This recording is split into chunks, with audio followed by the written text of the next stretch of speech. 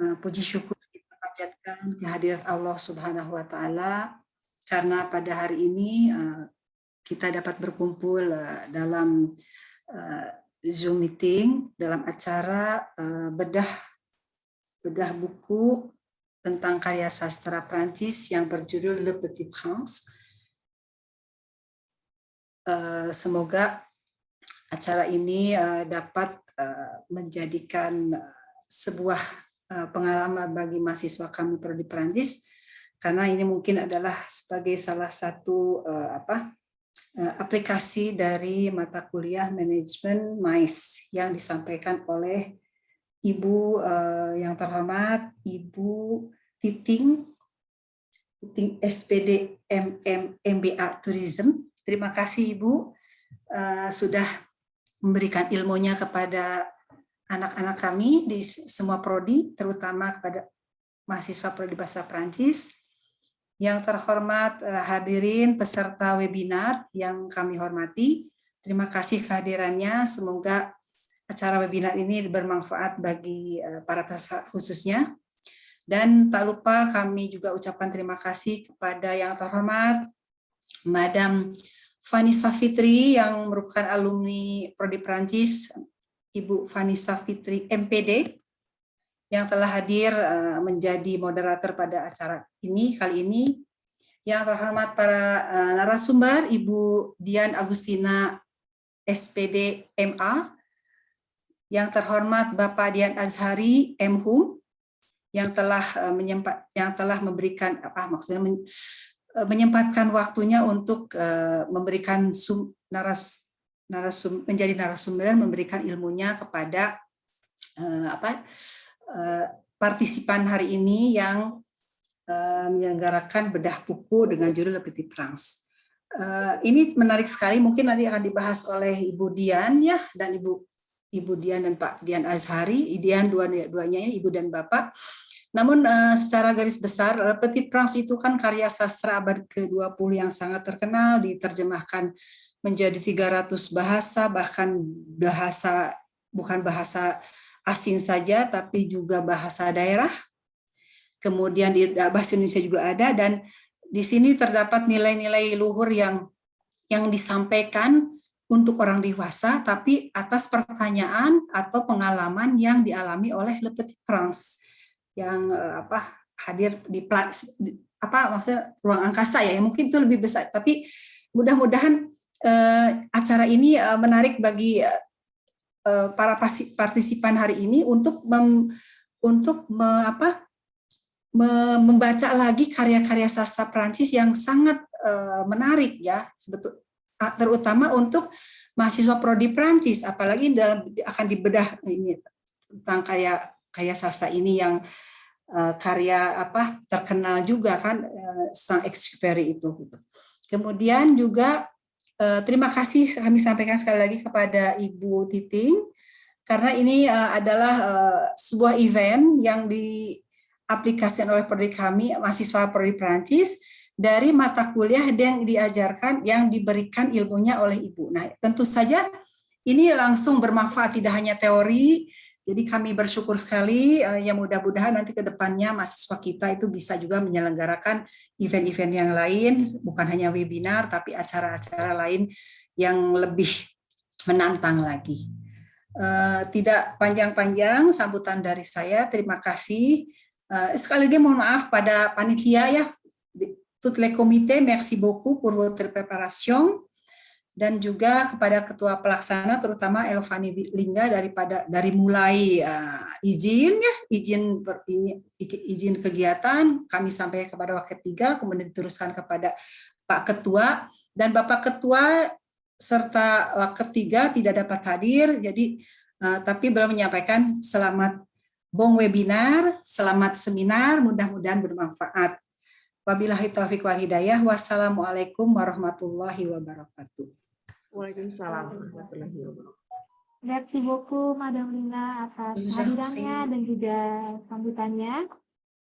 Terakhir, saya ingin mempersilahkan Mem Titing Kartika SPD MM4 MBA Tourism sebagai dosen pengampu manajemen MAIS. Mem, dipersilahkan. Baik, hatur nuhun Seroja Wibisono. Selamat sore semuanya. Assalamualaikum warahmatullahi wabarakatuh. Waalaikumsalam. Apakah suara saya bisa terdengar dengan jelas? Oke, baik.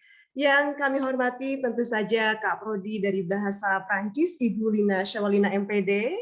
Terima kasih banyak atas kehadirannya Ibu, karena bagaimanapun ini adalah sebuah rangkaian mahasiswa Ibu yang luar biasa, mengkondak sebuah event, barangkali dari kami, manajemen MAIS dari teknik pelaksanaannya, kalau substansi barangkali dari bidang Bahasa Prancis itu sendiri.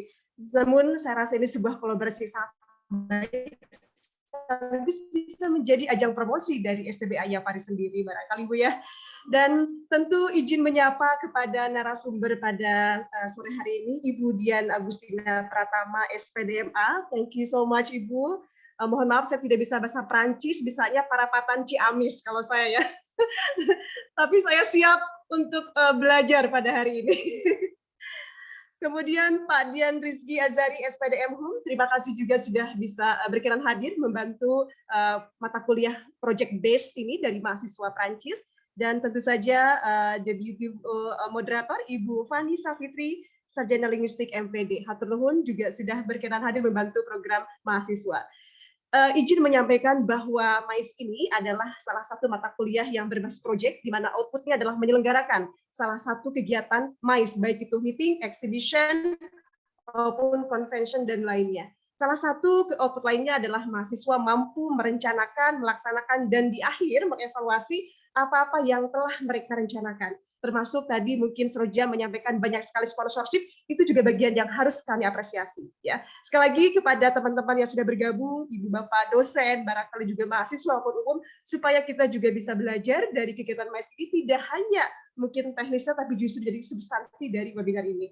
Silakan, semoga berjalan dengan lancar kegiatan hari ini. Selamat berwebinar. Hatur nuhun. Assalamualaikum warahmatullahi wabarakatuh. Terima kasih banyak Kemen Citing atas ilmunya di kelas manajemen MAIS dan juga sambutannya hari ini. Sebelum kami memasuki sesi pembahasan bersama narasumber, alangkah baiknya kita mengenal lebih karya sastra yaitu Le Petit Franc. Dipersilahkan Fani untuk memulai pemaparan karya Le Petit Franc.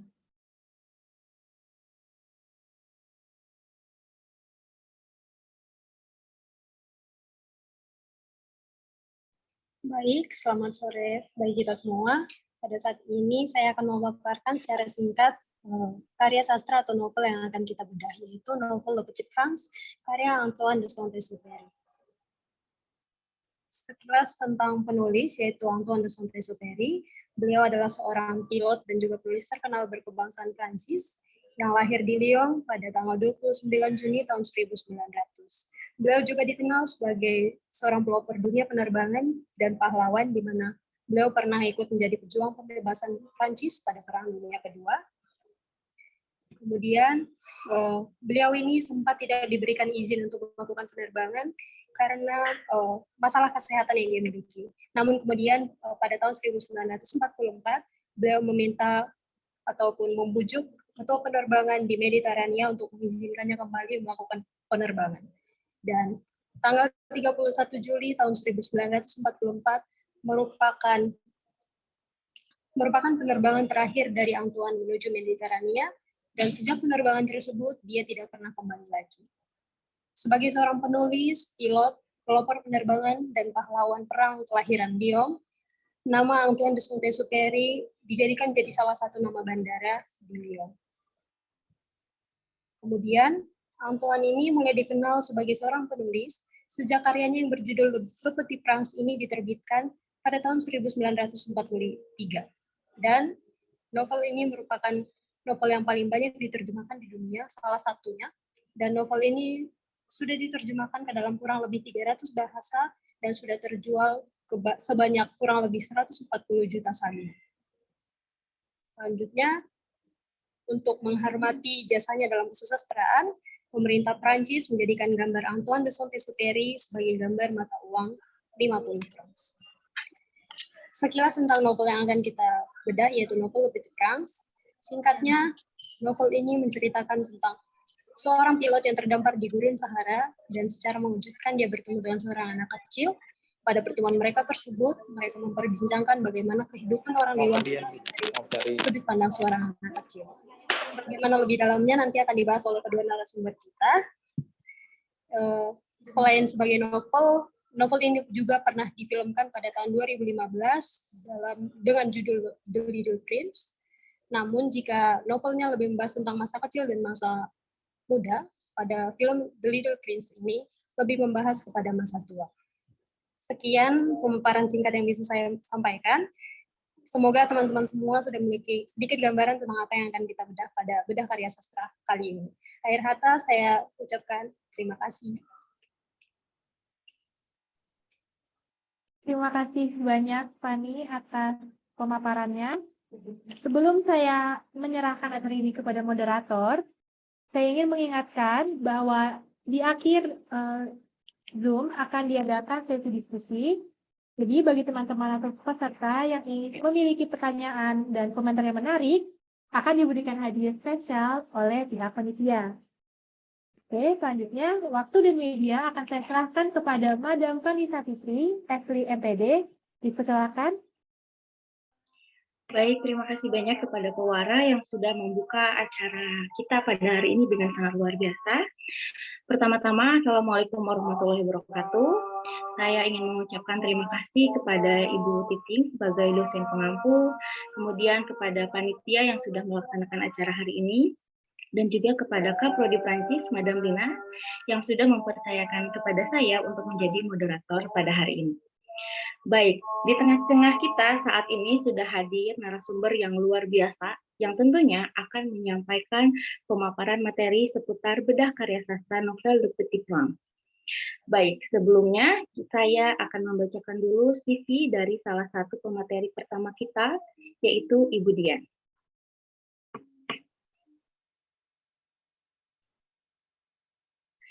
Baik, Ibu Dian Agustina Pratama ini merupakan dosen bahasa Prancis di Sekolah Tinggi Bahasa Asing Japari Aba Bandung dengan peminatan ilmu sastra gender. Kemudian, Ibu Dian ini sebagai copywriter juga di The Creators dari tahun 2020 sampai dengan sekarang, dan pernah menjadi volunteer guru dan tim sosial media. Kemudian Ibu Dian ini pernah menempuh pendidikan S2 di Universitas Gadjah Mada, dengan mendapatkan gelar Master of Arts di program studi ilmu sastra Fakultas Ilmu Budaya. Kemudian, untuk S1-nya di Universitas Negeri Yogyakarta, dan mendapatkan gelar Sarjana Pendidikan di program studi pendidikan Bahasa Prancis Fakultas Bahasa dan Seni. Nah, di sini banyak sekali buku yang sudah dibuat dan beberapa buku komik yang sudah dialih bahasakan, yaitu Kamus Cepat Hafal Kosakata Populer Prancis Indonesia. Kebetulan pada saat itu juga saya sudah pernah membeli kamusnya, jadi sudah dikoleksi, salah satu koleksi kamus. Kemudian di sini ada alih bahasa 11 komik serial Spirou e Fantasio Elex Media Computindo. Nah, ini juga luar biasa sekali ketika saya membaca salah satu hasil terjemahan dari Ibu Dian tersebut.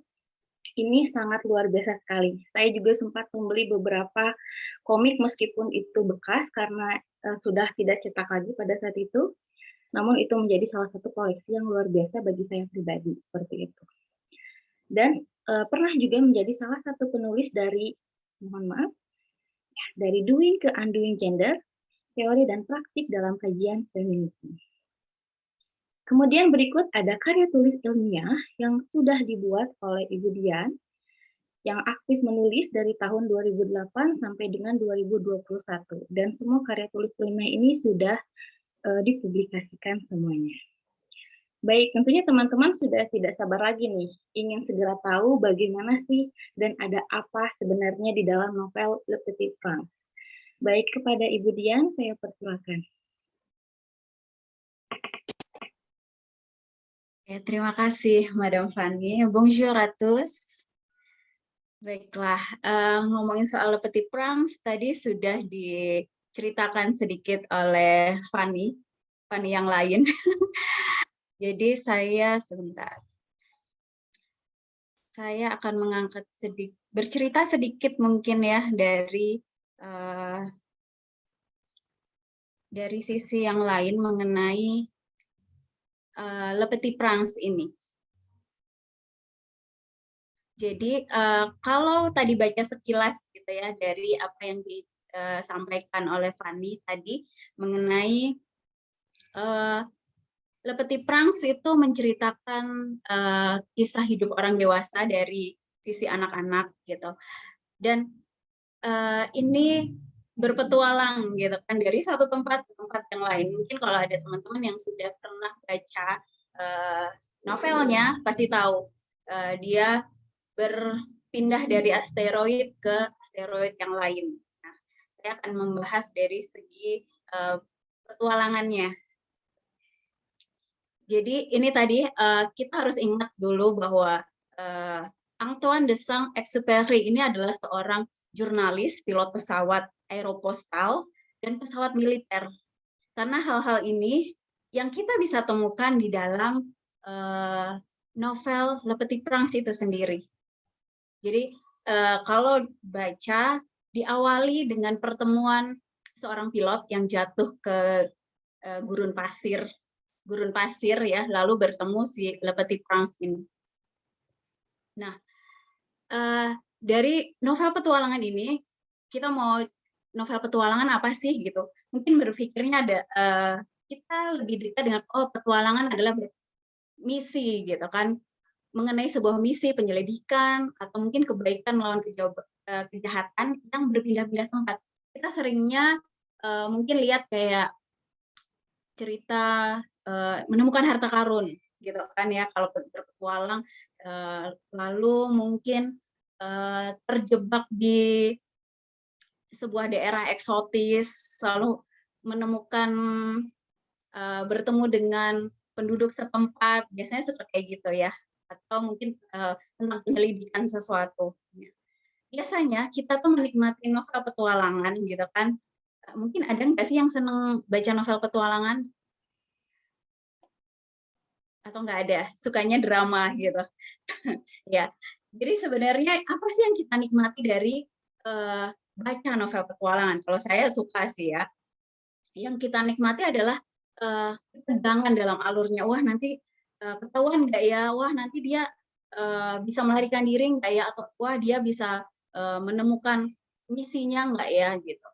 Nah, tetapi kadang-kadang cerita di dalam novel petualangan ini nggak cuma sekedar tentang misi menemukan harta karun atau misi menemukan sesuatu, tetapi bisa juga berupa pertanyaan-pertanyaan yang ditujukan pada pembaca nih mengenai makna hidup. Jadi bukan hanya keseruan semata ya, mungkin kita kadang nggak sadar gitu, nggak sadar ketika kita membaca sesuatu, membaca novel gitu kan, atau menonton televisi, film dan lain sebagainya, ternyata ada loh gitu. Ada pertanyaan-pertanyaan mengenai makna hidup gitu. Karena biasanya kalau kita membaca novel, kadang kan memang tujuannya untuk hiburan gitu kan. Kalau saya juga sama untuk hiburan, stres dari pekerjaan. Jadi kayaknya seru ya membaca novel yang ketegangan, terus kayaknya apa lagi nih dia mau ngomongin apa lagi nih, ketemu di mana ya gitu kan. Terus kalau dia menemukan tempat yang eksotis atau berpetualang di hutan, di sungai, kayaknya itu bikin kita wah gimana nih gitu kan, bersemangat gitu. Ya, tapi ternyata dari hal-hal ketegangan, keseruan tadi, kita juga bisa membuat kita juga bertanya nih sebagai pembaca, apa sih makna hidup yang ada di sana selain seru untuk dibaca? Jadi ini nih, kalau ngomongin dari sosiologi sastra, kita bisa tahu bahwa karya sastra adalah cerminan masyarakat nih. Makanya kita suka relate ya kalau film atau novel yang ini mah aku banget nih, relate banget gitu kan sama kehidupan kita gitu. Karena memang itu gitu. Menurut Santoso dan Wahyuning Tias ini bahwa karya sastra itu unik gitu kan. Karena dia merupakan perpaduan ya antara imajinasi pengarang dengan kehidupan sosial yang kompleks. Makanya kalau teman-teman baca atau di dalam Petit Prince itu sendiri, bahkan teman-teman mungkin relate ya gitu dengan hal-hal yang ada di sana ketika membaca. Oh iya ya, kenapa seperti ini ya gitu. Iya ya, makanya ketika ada relate nih ya, karena ya itu dia, karya sastra merupakan cerminan dari masyarakat. Jadi gampang untuk kita menemukan kesamaan gitu di dalam hidup kita.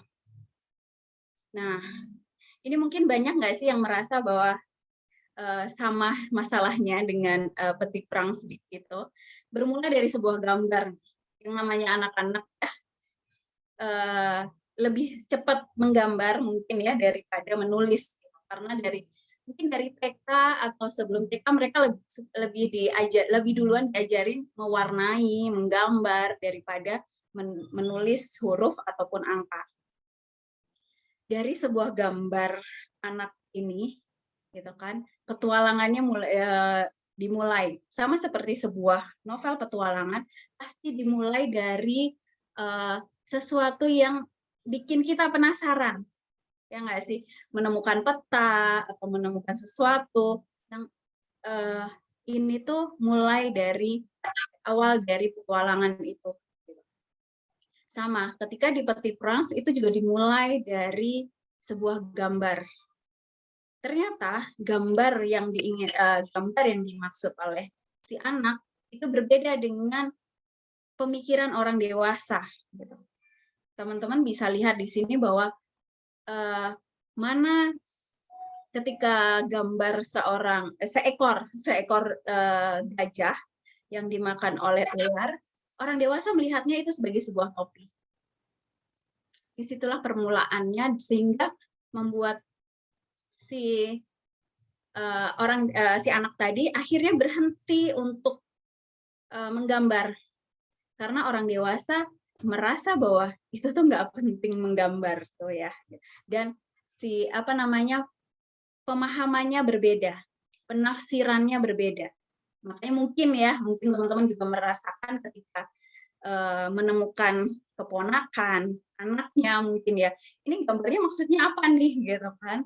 Kita nggak melihat itu, karena kita sebagai orang dewasa yang sudah melihat banyak hal, itu tuh bukan itu, harusnya begini gitu. Sudah punya patokan, sudah punya kalau perempuan tuh ya rambutnya panjang gitu kan, sedangkan mungkin anak-anak belum bisa lah gambar rambut panjang, rambutnya lurus ke atas gitu misalkan, cuma garis-garis gitu.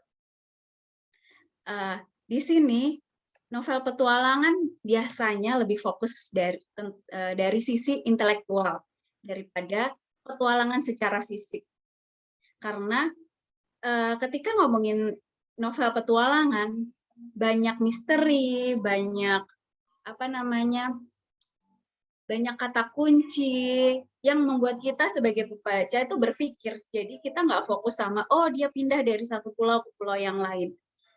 Sama di dalam Petit Prince, kita nggak lagi fokus sama, oh dia pindah nih dari satu asteroid ke asteroid yang lain. Kita nggak fokus sama di situnya, tetapi kita malah nanti fokus sama apa sih yang dia lakukan di sana. Terus maksudnya apa? Gitu. Kita akan lebih fokus di sana daripada sekedar perpindahan fisik tadi gitu. Nah, biasanya novel petualangan itu pasti memasukkan perpindahan tempat gitu. Mulai dari hal-hal yang beresiko atau perpindahan tempat. Kalau di Petit Prince kita bisa lihat ada gurun Sahara, lalu dia sebutkan asteroid B612. Lalu ada asteroid yang lainnya gitu. Ada 325 sampai 330. Dan di sini rangkaian peristiwa di dalam novel petualangan biasanya memang melibatkan bukan hanya satu tempat, tapi juga berbagai tempat agar ketegangan itu semakin terasa di dalam sebuah novel petualangan.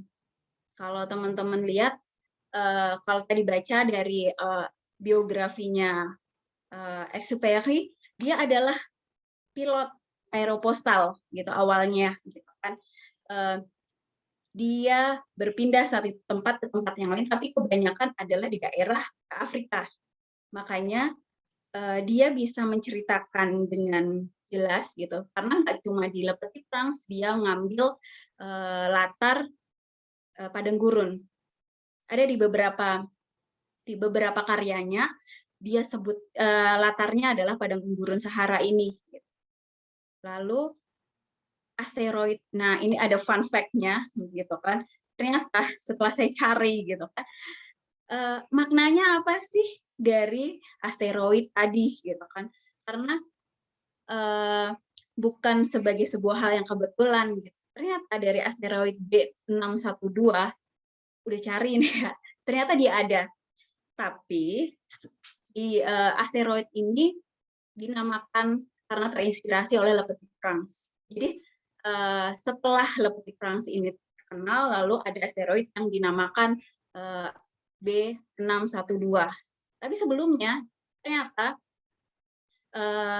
ini tuh terinspirasi oleh pesawat yang dia terbangkan, namanya A612. Dan lalu di tahun 93 ternyata ada didedikasikanlah si nama ini menjadi nama asteroid beneran gitu, nyata adanya dia gitu. Jadi latar yang muncul kadang bukan, kalau tadi padang gurun Sahara kita bisa tahu, dan itu muncul juga karena si penulis tahu betul gitu kan itu sebagai jalur penerbangannya, dia mengenal secara betul padang gurun itu seperti apa. Tetapi juga dalam novel petualangan bisa juga memasukkan hal-hal atau tempat-tempat yang sekiranya itu kayak misteri, tetapi ada gitu. Mungkin dia tambah-tambahkan agar itu lebih, kalau kita baca, wah beneran nggak ya kayak gitu. Lalu kalau teman-teman baca yang asteroid 325 sampai 330 itu ternyata itu juga ada. Dia ditemukan selama 18 tahun oleh beberapa orang yang berbeda gitu kan.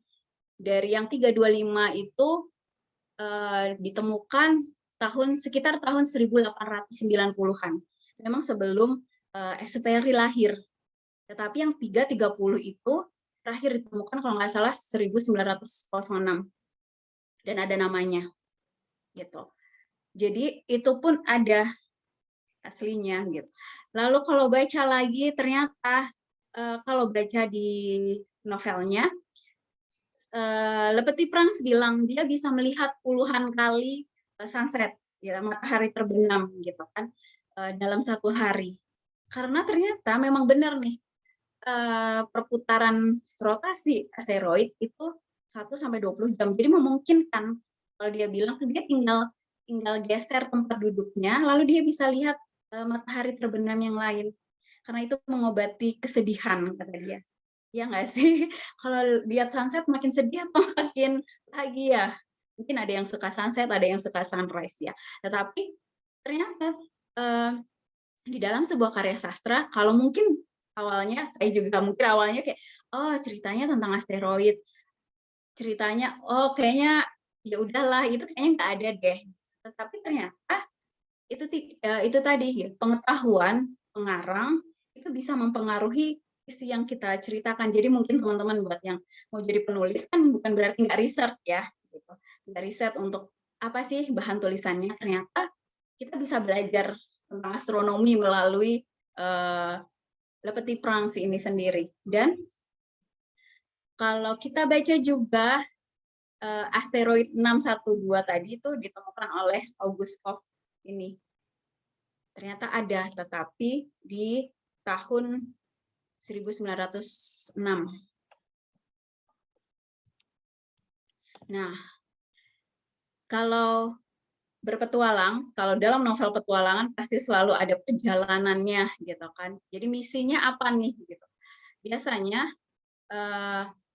dan ini yang kita lihat juga yang membawa tokohnya berpindah satu tempat atau negara untuk menemukan petunjuk atau informasi. Tetapi kalau di Le Petit Prince, misinya apa sih ketika dia pindah dari satu tempat ke tempat yang lain? Di sini kita bisa melihat kalau tadi dongeng untuk orang dewasa dari sisi anak-anak gitu kan. Teman-teman bisa lihat sebenarnya maksudnya apa sih? Ketika dia masuk ke asteroid 325 ini, cuma sekecil itu, dan isinya cuma satu orang gitu kan. Isinya cuma si raja itu aja. Tapi dan raja itu ngomongin tentang dia yang berkuasa, jadi kamu harus tunduk sama saya gitu kan. Kamu belum saya perintahkan menguap, ya jadi jangan menguap gitu kan. Kayak maksudnya apa sih gitu. Dalam hidup ini mungkin juga kita bisa lihat itu orang membutuhkan kekuasaan, dan itu mungkin nanti akan dibahas kajian ya. Orang membutuhkan itu dan membutuhkan orang yang di bawah dia gitu, untuk menunjukkan kita sebagai orang dewasa juga lihat kayak gitu ya, kita sama anak-anak gitu kan, kita sebagai orang dewasa ketika kita melihat keponakan atau anak kita gitu kan, saya lebih berkuasa dari kamu gitu kan. Dan pentingnya apa sih gitu, pentingnya apa sih kekuasaan. Si Petit Prince ini melihat bahwa ya buat apa sih harus melihat kekuasaan sebagai sebuah hal yang penting bagi orang dewasa. Rasanya itu tidak dimengerti oleh anak-anak. Kita pindah lagi ke asteroid 326, isinya satu orang juga gitu, orang yang sombong. Dia butuh untuk dikagumi. Orang dewasa, ya mungkin ada yang selebgram atau siapapun, itu dikagumi. Kalau nggak ada orang lain, kayak kamu bukan siapa-siapa gitu kan. Sama, dia butuh orang lain untuk dikagumi gitu kan. Tetapi ketika si Petit Prince bilang untuk dikagumi, dia nggak mengerti butuh orang lain gitu untuk dikagumi. Buat dia mengagumi mungkin bisa dia diceritakan dia punya sebatang mawar, setumbuhan mawarnya itu kan dia mengasihinya dan dia memberikan waktunya untuk menyirami, untuk menghalau ulat dan sebagainya. Disitulah gitu loh, disitulah hubungan mengaguminya itu bukan berarti pusatnya adalah dirinya sendiri. Lalu ketika dia pindah ke 327 isinya orang yang mabuk. Dia semakin nggak mengerti karena kenapa dia mabuk. Alasannya adalah karena dia malu, dia mabuk. Jadi dia mabuk gitu kan. Itu sebuah alasan yang mungkin buat kita, buat anak-anak nggak mengerti kalau kamu malu mabuk, ya udah jangan mabuk gitu kan. Sesimpel itu. Tapi orang dewasa mungkin karena malu jadi dia melakukannya untuk, kalau mabuk kan lupa mungkin ya. Lupa untuk tentang apa yang dia lakukan. Di situ dari sudut pandang anak-anak nggak ngerti mau sebenarnya apa sih gitu kan yang diinginkan oleh si pemabuk ini gitu. Kita juga melihat itu di kehidupan orang dewasa ya. Lalu ketika pindah ke 328 isinya pengusaha nih, pengusaha yang kayak ngitung terus. Poinnya apa sih? Ketika dia ngomong, dia cuma ada 3 kali diganggu sama orang gitu kan, 3 kali diganggu ketika menghitung terus menerus. Jadi mungkin juga sama kita temukan ada workaholic ya, bahwa uang itu penting. Ketika dia bilang buat beli bintang, koin-koin gitu kan, itu hal yang sangat berharga untuk ini tuh penting gitu. Sedangkan untuk Le Petit Prince sendiri, ya yang bukan itu, bukan uang, bukan apa namanya, ya uang ya, uang ataupun enggak, kayaknya mungkin uang ya, itu tuh kekayaan itu penting gitu buat kehidupan orang dewasa. Dia nggak mengerti sampai sejauh itu. Karena dia pikir yang penting adalah ya, yang buat dia berharga itu lebih ke hal-hal simple gitu kan. Bahwa dia mengasihi si mawarnya, terus yang dia ceritakan di sini adalah hal-hal bukan remeh ya, mungkin kita sebagai orang dewasa menganggapnya itu remeh, tentang bagaimana dia meluangkan waktu tadi gitu kan untuk menyirami, untuk merawat gitu. Itu tuh penting juga buat hidupnya. Tetapi sebagai orang dewasa, uang itu penting gitu kan. Sampai saat ini pun juga sama ya. Maksudnya kalau kita udah dewasa, kita kadang mikir pola pikir anak-anak tuh ya kalau mama cuma sampai segitu aja gitu. Kadang kita juga perlu untuk belajar dari sana bahwa membangun hubungan, menyediakan waktu itu adalah sebuah hal yang penting juga. Lalu ketika dia masuk ke 329, ini ngomongin soal penyulut lentera ya, yang dia nyalain, matiin gitu. Ngomongin soal aturan-aturan, dia aturan dalam hidup tuh seperti apa sih, dan itu harus dipatuhi gitu. Padahal kan ya udah, kamu nyalain, kamu tinggal jalan-jalan karena atau istirahat karena dia suka tidur katanya kan ya. Atau kalau malam ya udah matiin tidur. Kalau siang ya udah tinggal kamu mengisi waktu dengan yang lain. Enggak gitu kan. Sedangkan terus waktunya adalah 1 hari 30 detik gitu. 1 hari itu 1 menit dia bilang di situ. Jadi udah ngobrol lama, berhari sebulan gitu kalau nggak salah. Dia makin nggak ngerti gitu kan dengan kenapa harus menaati aturan-aturan kenapa harus ada aturan-aturan itu tadi gitu. Dan ini pun kita lihat di dalam kehidupan orang dewasa. Lalu masuk ke asteroid 330 ini, dia lebih bersemangat karena ini kayaknya satu-satunya profesi yang masuk akal nih gitu kan. Yang bikin nggak masuk akal adalah dia hanya duduk di situ mencatat. Bukan dia yang pergi, karena dia bilang ahli bumi kan ya. Kalau ahli sesuatu kan harusnya dia datang, dia lihat sendiri, dia hitung sendiri, lalu dia enggak, ternyata dia ya. Jadi dia hanya mencatat semuanya gitu kan. Dari cerita-cerita penjelajah yang datang, sama seperti Lepeti Prangs ketika datang juga dia catat gitu. Nah, ketika di bumi ini dia bertemu dengan banyak hal gitu kan. Dia ada di Afrika, lalu bertemu ular, gunung. Dia melihat banyak hal yang nggak seperti apa yang dia pikirkan gitu kan. Dan di sini kita bisa belajar bahwa ngomongin soal novel petualangan, biasanya yang ditulis oleh penulis Eropa itu mengambil latar bekas jajahan Perancis. Kebanyakan seperti itu, apalagi dengan Exupéry kan dia jalur penerbangannya Perancis Afrika. Jadi makin jelas latar belakang Exupéry ini juga mempengaruhi bagaimana dia menggambarkan tempat-tempat tadi. Dan ngomongin soal latar, biasanya adalah tempat-tempat yang eksotis gitu kan. Buat kita mungkin nggak eksotis ya, misalkan kayak Afrika atau mungkin asteroid. Tapi buat anak-anak itu adalah tempat-tempat yang wah kayak gimana ya ada di sana. Mungkin kalau kita bisa lihat kan ya, misalkan Afrika di pikiran kita lagi gersang dan kering gitu kan, liar. Nah itu adalah salah satu poin yang masuk ke dalam novel petualangan. Lalu di sini jadi perkembangan novel petualangan Prancis itu biasanya berkisar tentang kekuasaan dan ilmu pengetahuan. Kita tadi bisa lihat ini dari beberapa asteroid yang muncul, yang dijadikan sebagai latar setting di dalam Lepeti Prangs. Kita bisa belajar di situ. Lalu bagaimana ngomongin kekuasaan, bagaimana orang dewasa berkuasa atas kehidupan anak-anak, dan kita bisa melihat bagaimana sih apa yang dipikirkan anak-anak dari Lepeti Prangs ini terhadap masalah sosial budaya yang terjadi di dalam kehidupan orang dewasa.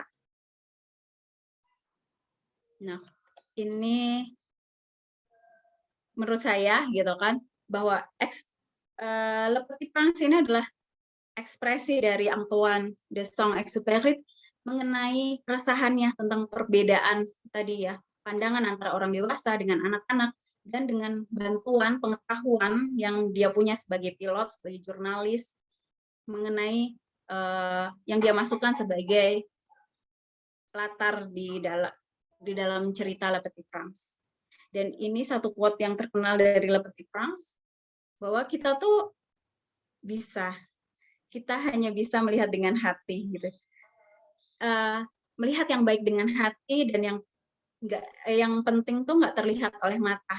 Seringkali kita begitu sebagai orang dewasa, yang penting adalah yang terlihat oleh mata, wah cantik, wah bagus, wah indah gitu.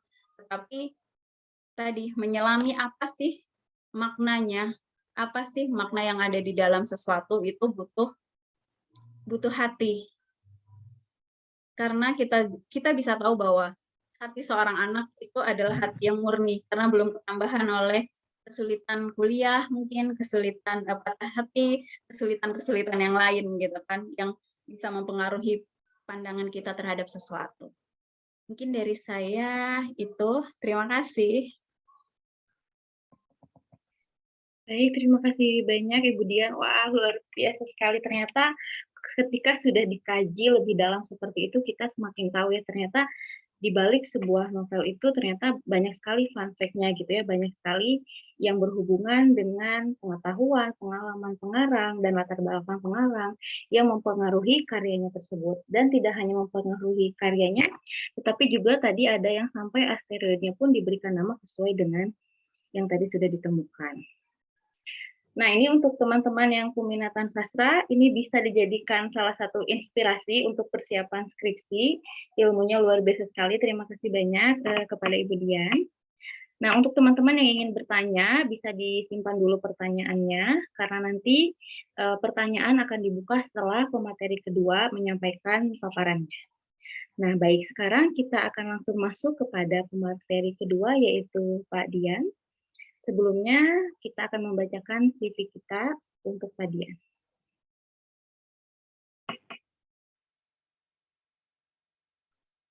Baik, Pak Dian Rizky Azhari ini lahir di Banjarbaru tanggal 13 Februari tahun 1990, dan di sini peminatan ilmunya yaitu adalah ilmu sastra, ilmu pengetahuan budaya, kajian filsafat, kajian Islam, dan kesenian.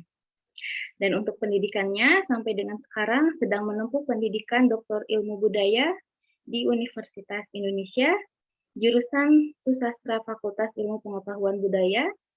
Lalu untuk S2-nya mendapatkan gelar Magister Humaniora di Universitas Indonesia, jurusan Susastra Fakultas Ilmu Pengetahuan Budaya, dan juga menjadi lulusan terbaik Fakultas 2015 dengan predikat sangat memuaskan.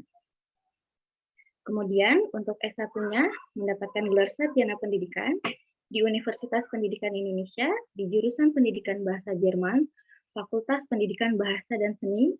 Nah, dan lulus dengan predikat cum laude juga. Luar biasa sekali.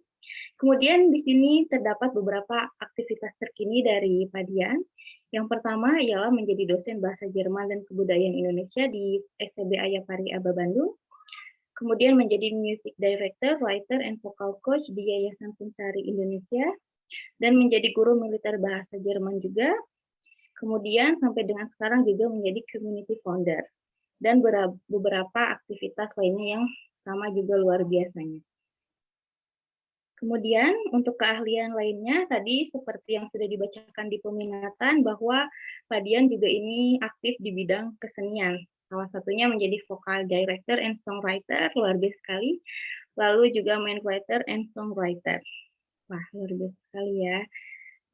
Oke, baik. Lalu ada beberapa karya tulis ilmiah yang sudah ditulis oleh Pak Dian dan sudah dipublikasikan juga, dimulai dari tahun 2012 hingga pada tahun 2021. Dan di sini terdapat karya tulis non-ilmiahnya juga di paling bawah. Oke, di sini ada beberapa karya tulis non-ilmiahnya, dari mulai naskah drama musikal, lalu buku peringatan 60 tahun Bandung, lalu naskah film Soyoyo Cantik Ya Kamu. Luar biasa sekali, jadi dari ilmu sastranya ada, juga dari ilmu keseniannya juga ada ya. Baik, untuk langsung masuk ke dalam pematerinya, kita langsung panggil Pak Dian. Sudah ada Bapak? Ada, halo. Selamat sore. Ada. Baik Pak, saya persilahkan untuk memulai pemaparannya. Baik, terima kasih. Tolong panitia dibantu untuk share PowerPoint-nya. Presentasi.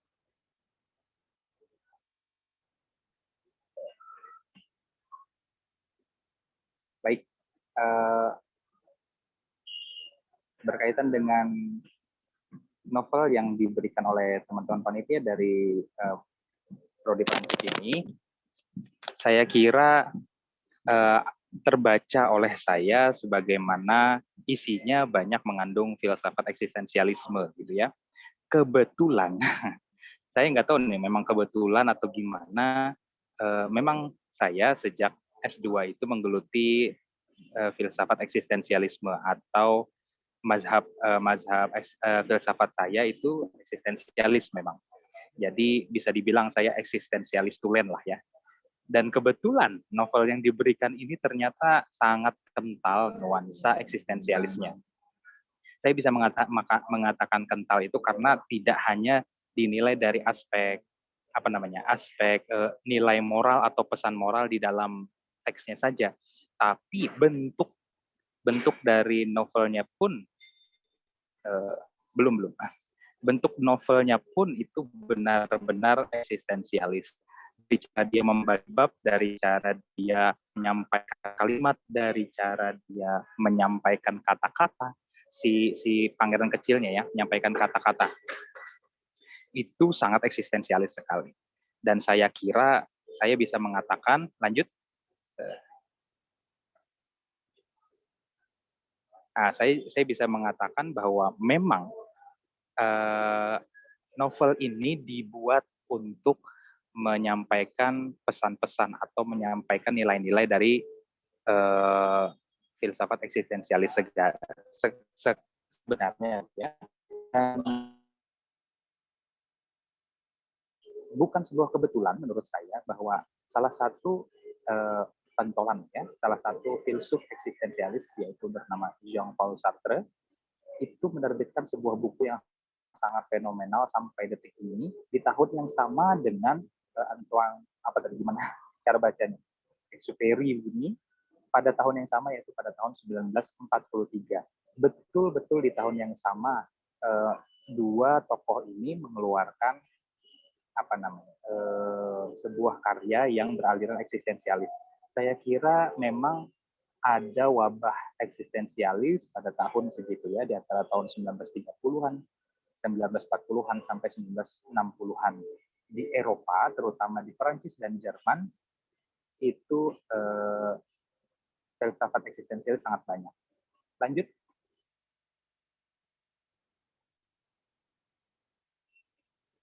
Nah, ada beberapa hal yang pertama dia tampilkan ya di awal-awal buku, seperti yang tadi sudah dijelaskan oleh Ibu Dian, bahwa manusia ini mengesampingkan gambaran-gambaran, terutama gambaran pangeran kecil ini, berkaitan dengan ilmu bumi, sejarah, hitung, tata bahasa, itu senang orang dewasa. Tapi berkaitan dengan dunia imajinasi, dunia anak kecil, orang dewasanya tidak senang.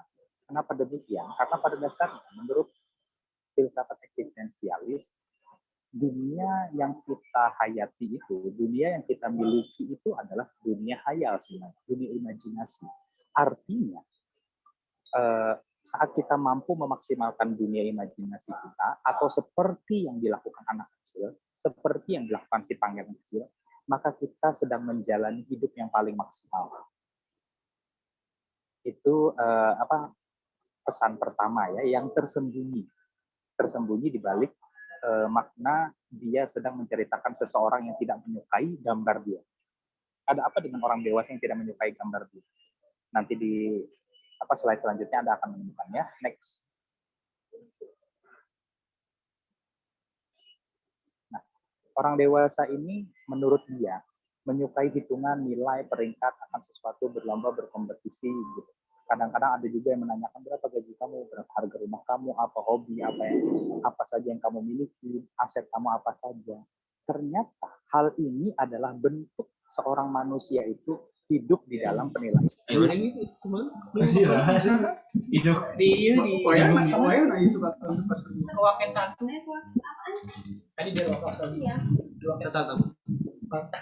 Orang cari cang. Orang kan gitu gue. Cek bayi. Ada Pak Yudi? Oh iya ada. Pak Yayat nang Pak. Pak Yayat mah tiap hari naonnya? Kamu Kabut. Rebo. Bos. Jeung Senin dan Kamis. biasanya kami Jumat suka ya, sakapun. Itu intan ya, nganterin dulu. Di. Oh, Untuk dulu. peserta Oh, boleh iya. mute dulu.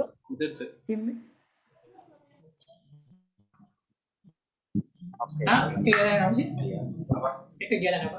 Kegiatan wawancara sama apa? Oh yang kemarin. Publish majalah. Ya. Majalah kan hiatus dari 2020. Oke. Baik, selanjutnya kita melihat di sini bahwa pada dasarnya kritik dari si pangeran kecil sendiri adalah bahwa orang dewasa belum. Kritik dari pangeran kecil sendiri bahwa orang dewasa itu sangat menyukai hal-hal yang ternyata menyenangkan orang lain, bukan menyenangkan diri sendiri. Siapa yang mengatakan bahwa hitung-hitungan itu menyenangkan diri sendiri? Berdasarkan peringkat, mengejar peringkat. Apa yang dikejar dari peringkat? Pada dasarnya kita harus berpikir seperti itu. Nah, filsafat eksistensialis itu mengatakan saat kita hidup di dalam pandangan orang lain, saat kita hidup di dalam ekspektasi orang lain, maka kita sedang tidak jujur dan kita sedang kehilangan kebahagiaan kita yang alami, yaitu melakukan sesuatu atas dasar kehendak sendiri. Next.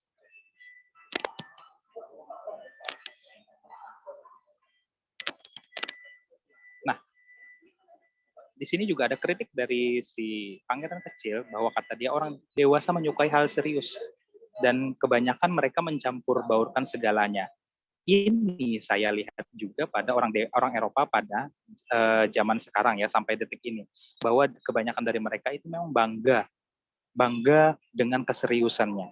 Padahal menurut si pangeran kecil ini dengan menjadi serius kita itu sedang menghilangkan kemampuan alami manusia untuk happy.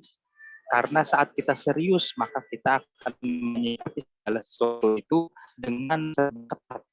Padahal manusia sendiri tidak suka yang ketat. Manusia itu suka yang slow, santai. Begitu ya. Jadi,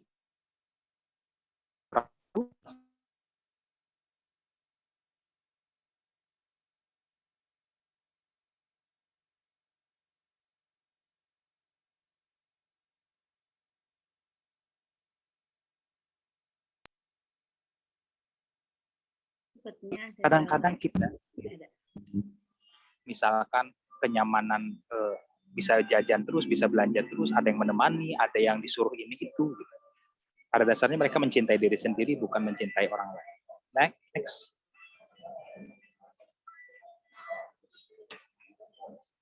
Nah, inilah tokoh yang saya sebutkan tadi, Jean-Paul Sartre, yang mengatakan bahwa menjadi palsu itu adalah mengada bagi orang lain atau hidup dalam ekspektasi orang lain.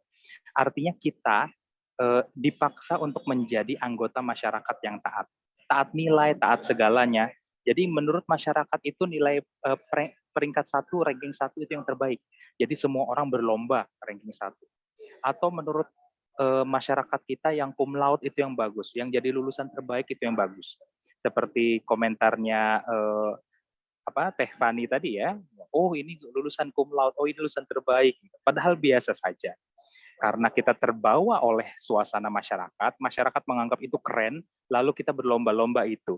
Dan saat Anda mahasiswa terlalu berfokus pada mengejar yang itu tadi, Anda sedang melupakan untuk bahagia, Anda sedang lupa untuk menyalurkan apa yang Anda inginkan sendiri. Misalkan pengen tidur ya sudah tidur saja. Begitu menurut eksistensialis ya. Next.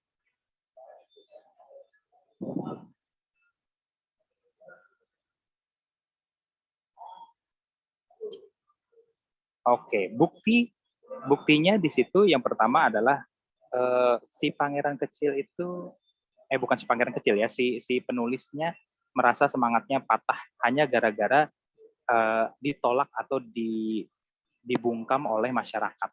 Juga tentang penamaan asteroid oleh orang Turki ya. Orang Eropa tidak menyetujuinya. Di situ terlihat bahwa pada dasarnya standar keren itu berdasarkan masyarakat. Kalau kata masyarakat yang keren adalah misalkan aliran lukisan realisme, maka yang gambaran seperti topi ini tidak bernilai. Juga saat ada seorang asing, seorang yang dijajah, seorang yang terjajah menemukan sesuatu dianggap bodoh karena standarnya adalah standar Eropa. Lanjut. Sudah berapa menit? Masih banyak ternyata slide saya. Saya percepat ya, mohon maaf. Nah, ada juga sindiran di dalam buku itu yang merujuk pada filsafat fenomenologinya Edmund Husserl. Pada dasarnya si pangeran kecil itu mengomentari kenapa sih orang dewasa itu selalu minta penjelasan. Ini gambar apa, seperti yang tadi ya, ini gambar topi. Kenapa harus topi? Kenapa ada gajah? Kenapa gambarnya seperti topi begitu? Kenapa begini? Kenapa begitu? Sama seperti orang dewasa saat ini ya, misalkan kalian pacaran gitu, si perempuannya nanya, kenapa kamu mau sama aku? Buat apa ditanya? Karena pada dasarnya menurut Edmund Husserl tidak ada alasan untuk berkehendak. Jadi kita sendiri pada dasarnya saat pengen sesuatu itu nggak ada alasannya, ya pengen aja. Jadi nggak usah dicari-cari alasannya. Nah, alasan itu hanya untuk membuat diri kita pas dengan masyarakat. Pada dasarnya itu adalah sesuatu hal yang buruk. Next.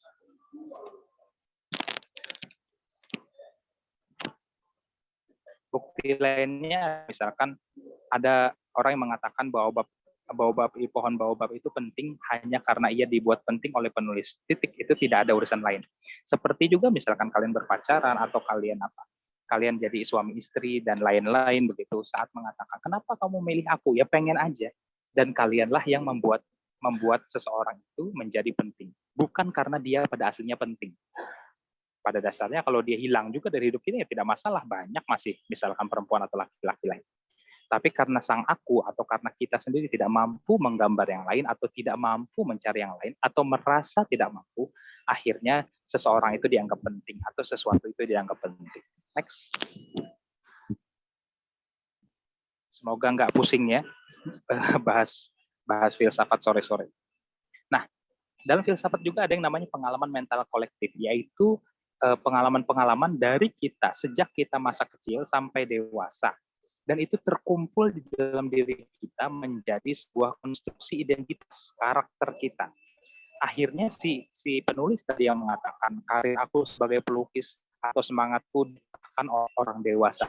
Dan akhirnya sampai dia dewasa, dia takut untuk melukis. Saat si pangeran kecil minta dilukiskan kambing ya, kambing, dia cuma melukis satu box, ada bulet-buletannya, di dalamnya ada kambing. Jadi main imajinasi.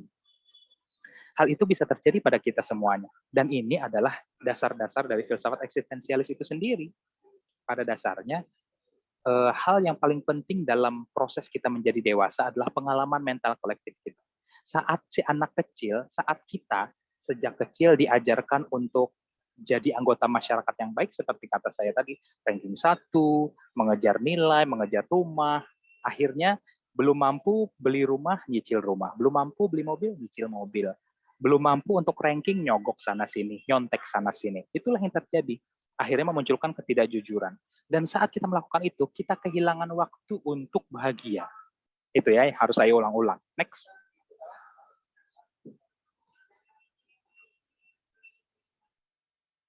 Nah, akhirnya menjadikan sifat dalam bahasa Inggrisnya itu bad faith, atau terjemahan bebas dalam bahasa Indonesianya keyakinan yang buruk. Yaitu menganggap diri kita buruk berdasarkan pengalaman-pengalaman mental kita di masa lalu. Jadi misalkan kita sering dikatakan, oh kamu itu nggak pernah ranking 1, oh kamu itu jelek, oh kamu itu mukanya hitam, dan lain sebagainya. Di masa dewasa, dia akan selalu mengatakan diri dia seperti itu.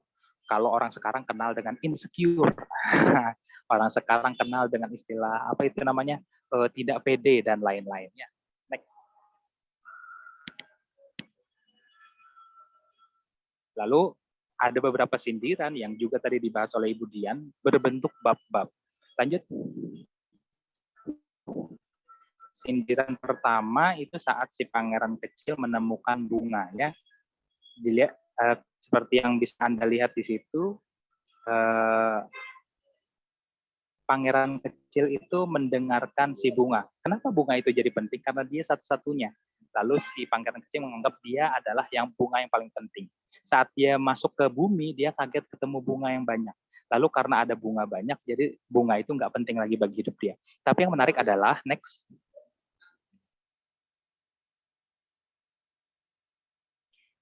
Yang menarik adalah kegusaran pangeran cilik pada si penulis ya, pada si penulis itu yang tidak menghargai setangkai bunga. Pangeran ciliknya sangat menghargai bunga, tapi dia tidak menghargai bunga. Ini pada dasarnya adalah ini sindiran bahwa pada dasarnya setiap manusia memberikan nilai atau memberikan penilaian peringkat pada sesuatu hal yang menurut dia penting. Misalkan bagi saya yang paling penting adalah parfum di rumah saya. Mobil nggak penting bagi saya, rumah nggak penting. Yang penting saya punya parfum. Ya sudah, sah bagi saya. Jangan hina saya karena saya berbeda dengan orang lain. Tapi yang menarik adalah di sini saya bisa terjebak menghasilkan material yang dianggap masyarakat yang bernilai menurut orang banyak, bukan menurut kita penting. Jadi saat saya mengatakan, oh yang penting bagi saya adalah tidur siang. Wah, kamu mah tidak produktif. Yang bagus itu adalah mengejar mimpi, atau zaman sekarang investasi, atau zaman sekarang juga bikin konten dan sebagainya. Ya terserah. Pokoknya menurut saya yang paling penting adalah tidur siang misalkan. Next. Itu juga sindiran kenapa orang zaman sekarang itu hobi atau tindakan aktivitasnya itu selalu dikait-kaitkan dengan hal material. Supaya apa? Supaya karena memang itu trennya. Nah, seperti tadi juga dijelaskan Ibu Dian, ada menguap di hadapan raja. Aku melarang kamu menguap, aku tidak tahan lagi. Kalau begitu aku perintahkan kamu menguap dan lain-lain. Di bagian akhir ada kutipan sebab belum.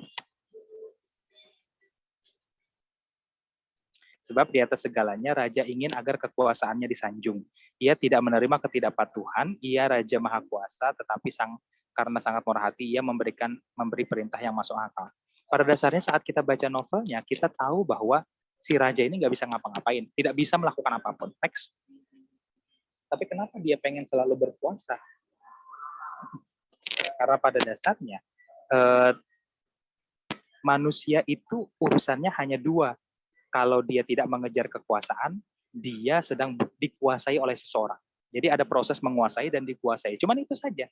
Makanya manusia ini ingin lebih dari orang lain. Yang laki-laki misalkan pengen badannya besar, supaya apa? Supaya kelihatan bisa lebih menguasai orang lain. Atau yang otaknya encer pengen lebih pintar supaya bisa ngebodoh-bodohin orang lain. Ini juga termasuk dalam salah satu filsafat eksistensialis, tapi dibawa oleh seorang Jerman bernama Friedrich Nietzsche ya, yang konsepnya itu Herrenmoral dan Herdenmoral. Apa itu namanya? Moral tuan dan moral budak seperti itu. Nah, di sini juga muncul bahwa pangeran cilik itu takjub pada kekuasaan.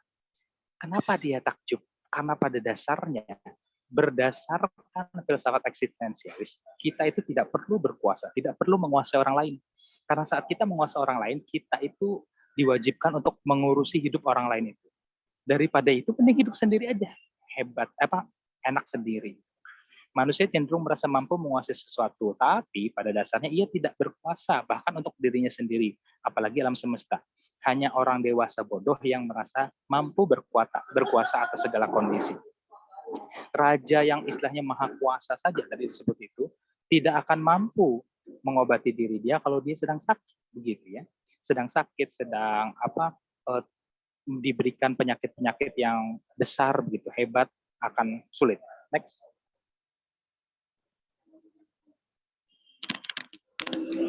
Kutipan selanjutnya, di situ terlihat bahwa raja itu bingung saat si pangeran cilik mampu mengadili dirinya sendiri. Kata si raja, itu yang paling sulit. Mengadili diri sendiri lebih sulit daripada mengadili orang lain. Jika kamu berhasil, berarti kamu betul-betul orang yang bijaksana. Next.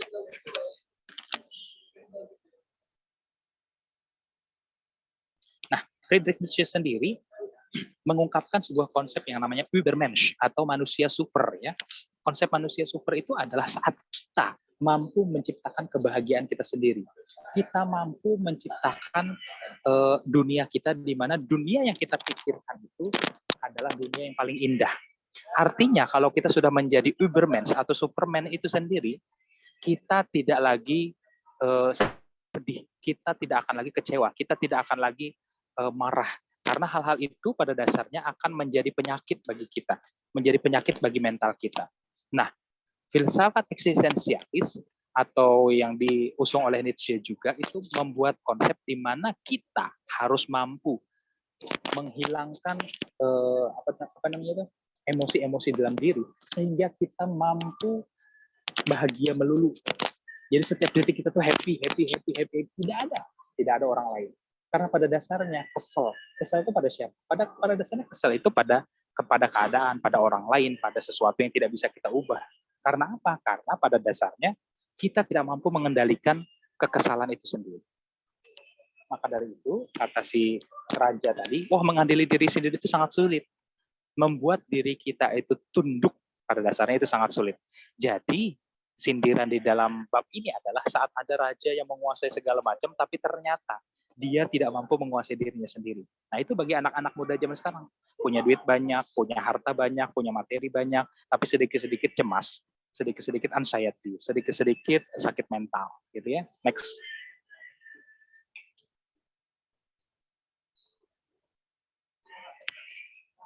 Planet selanjutnya didiami oleh orang sombong.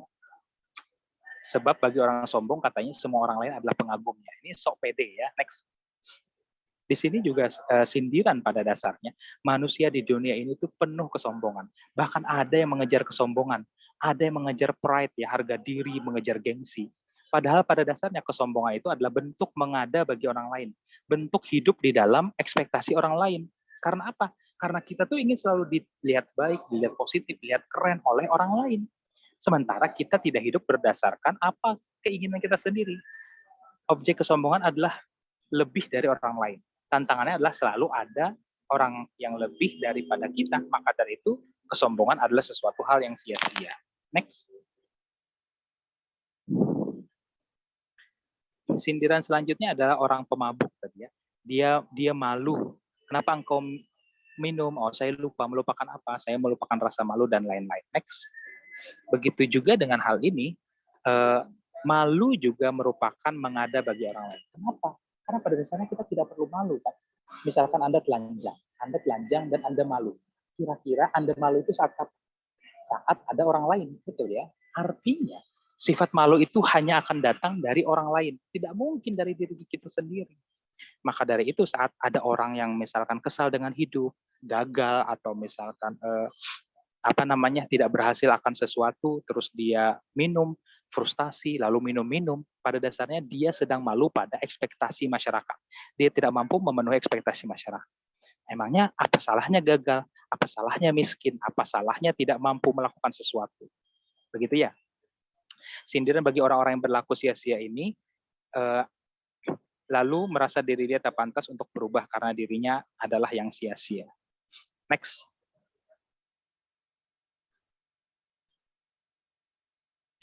Sindiran selanjutnya itu ketemu seorang pengusaha ya.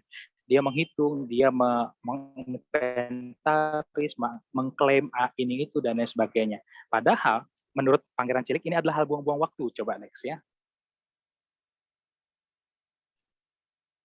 Nah, orang serius, orang yang tidak punya waktu untuk dirinya sendiri, terutama orang-orang pengusaha tadi ya, dia sebut pengusaha karena apa? Menyibukkan diri dengan hitungan dan barang kepemilikan. Coba lihat sindiran dia pada orang kaya. Orang kaya itu sibuk ngitung duit dia sendiri, lalu lupa untuk membelanjakan duitnya sendiri.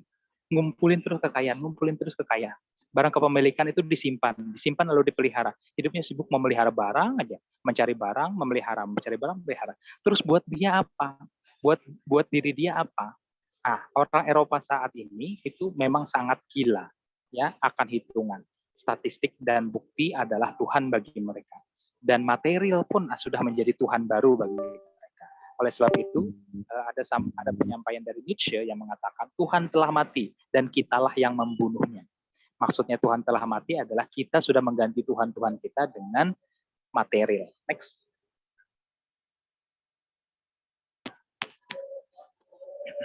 Lalu ada lagi Pangeran Cilik ketemu dengan penyulut apa tuh? Lentera ya. Aku tidak mengerti, kata si Pangeran Cilik. Tidak ada yang perlu dimengerti. Aturan adalah aturan.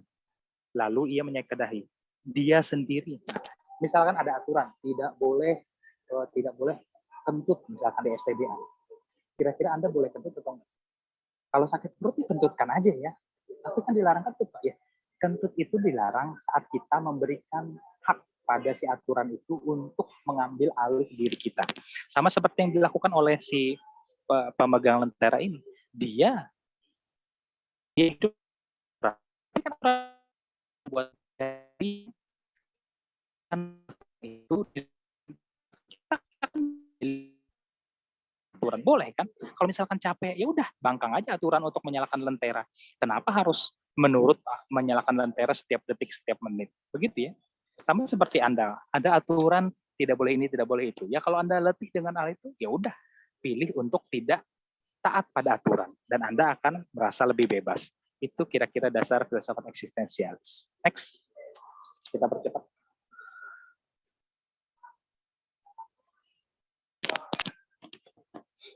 Kepatuhan akan aturan, seseorang patuh aturan merasa tersiksa dengan aturan yang ada. Padahal pada dasarnya kitalah yang memberi otoritas kepada aturan tersebut untuk mengatur hidup kita, gitu ya.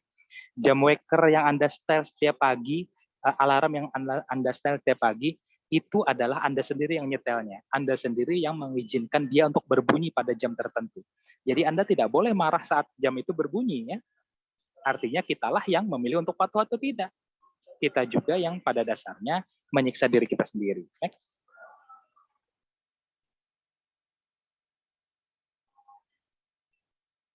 Nah, ini saat dia jalan-jalan ke planet bumi, dia menunjukkan, si penulis menunjukkan sendiri bahwa dia termasuk orang Eropa. Dia menghitung, dia memberikan bukti, dia memberikan memberikan banyak data-data begitu ya. Next. Ya, dia pakai hitungan ya di situ ya. Tentang seorang pencatat yang tak pernah mengalami langsung. Pada dasarnya manusia ini kebanyakan begitu. Kita itu merasa banyak tahu hanya dengan mencatat, membaca, atau mendengar orang lain. Padahal kita sendiri tidak mengalami langsung. Padahal menurut filsafat eksistensialis, yang paling sahih bagi kehidupan seorang manusia itu adalah mengalami langsung. Maka dari itu ada tadi pengalaman mental kolektif. Nah ini juga kritik. Kita dan saya sendiri merasakan kritik ini ya. Orang modern zaman sekarang lebih banyak mendapatkan berita lewat media sosial. Dan kalau diprosentasekan itu bahkan sampai 90% info yang kita dapat sehari-hari atau pengalaman yang kita dapat sehari-hari itu adalah instan dari media sosial. Bukan kita mengalami langsung. Nah, misalkan sekarang di tempat saya sedang panas gitu ya. Saya kena matahari, kulit saya kena matahari. Nah, itu pengalaman asli saya. Tapi saat Anda melihat nonton Korea lalu ada salju turun, itu bukan pengalaman asli. Dan itu yang paling banyak kita ambil sebagai orang manusia modern zaman sekarang. Dan itu dikritik ya. Next. Bab selanjutnya pertunjukan kedewasaan si penulis. Si penulis juga memberikan bukti mendasarkan data pada catatan seperti yang saya katakan tadi ya. Next. Kita percepat saja, mohon maaf. Kebanyakan. Dan dia juga akhirnya menyindir pada dasarnya saat kita ingin hidup bersama masyarakat, kita itu pada dasarnya harus bohong. Kita itu pada dasarnya harus memanipulasi, seperti senyum, seperti berbohong, bercerita bohong, atau memberi support padahal kita nggak peduli amat sama orang lain. Gitu. Dan anehnya orang dewasa itu merasa percaya, merasa senang dengan hal itu. Itulah kehidupan orang dewasa. Next.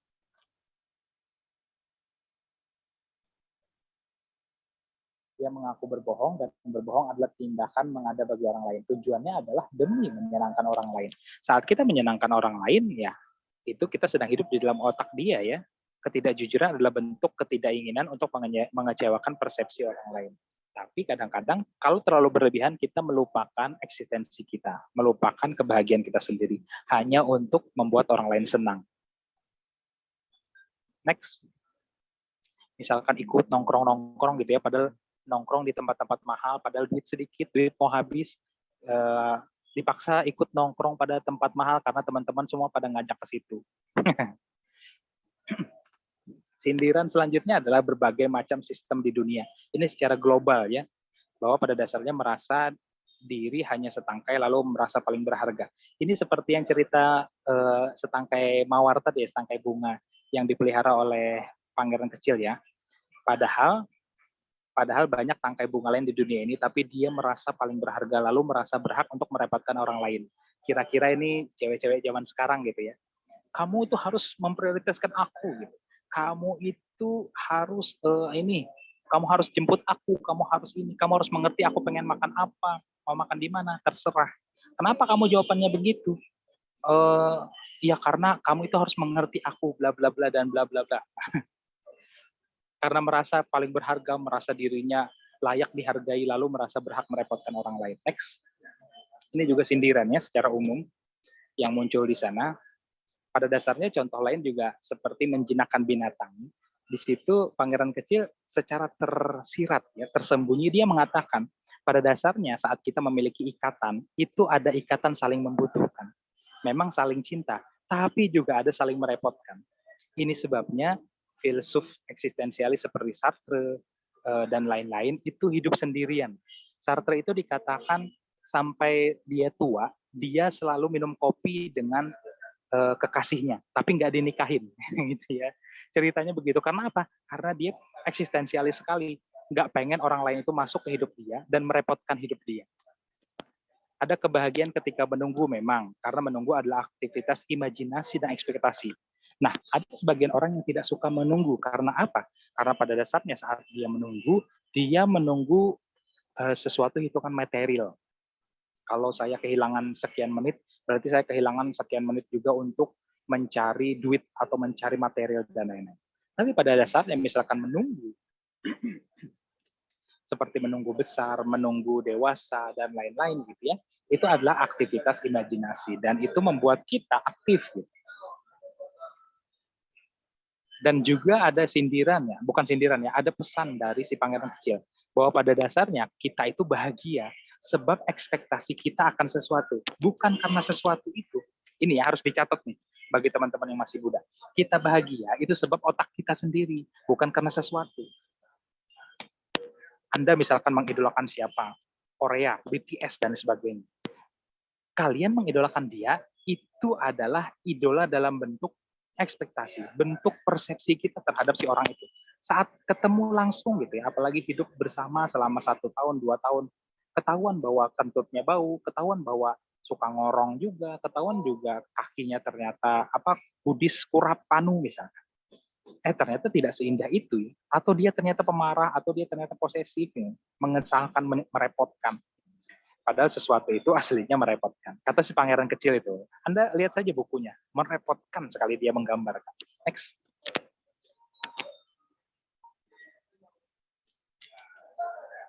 Lalu, meskipun demikian, tetap ada kesedihan ketika berpisah. Orang akan tersiksa pada perpisahan, padahal itu adalah konsekuensi menjalin ikatan. Nah, ini pada dasarnya urusan kekuasaan. Ketika setara, maka kita akan saling merepotkan ya. Saat kita misalkan berpacaran dan kita itu saling melengkapi, saling mau ngalah ya. Maka kita akan saling merepotkan. Oke, itu saling merepotkan. Kamu ngebayarin aku makan, tapi aku memberikan kamu kasih sayang, memberikan aku perhatian. Jangan sebaliknya, sudah minta dibayarin, minta diperhatiin, minta kasih sayang, minta diantar jemput, dan lain sebagainya. Mau apa? Dan itulah yang terjadi ketika salah satu dominannya, maka ia tidak akan direpotkan pihak lain, tapi dialah yang merepotkan orang lain. Dan itu bukan hubungan yang baik, bukan hubungan ikatan yang baik. Inilah sifat asli manusia, egois, ingin merepotkan tapi tidak ingin direpotkan. Ini alasan mereka saling menguasai ya. Dan dalam hubungan ini bukan cinta. Ini tidak dinamakan cinta, tapi hubungan kuasa tadi ya. Jadi bagi yang pacaran atau yang sudah menikah, sudah suami istri dan lain-lain, sebaiknya saling merepotkan. Jangan merasa ingin merepotkan orang lain terus gitu ya. Merasa ingin diservis terus tapi tidak mau timbal balik. Dasar lu egois. Next. Sorry. Emosi. Next. Nah, lalu kita lihat tokohnya. Kira-kira kenapa tokohnya itu dibuat anak kecil? Menarik tadi ya. Bahasan Ibu Dian tadi sebenarnya berkaitan dengan bahasan saya. Pada dasarnya anak kecil itu kenapa gambarannya anak kecil? Karena anak kecil lah contoh yang paling sempurna bagi filsafat eksistensialis.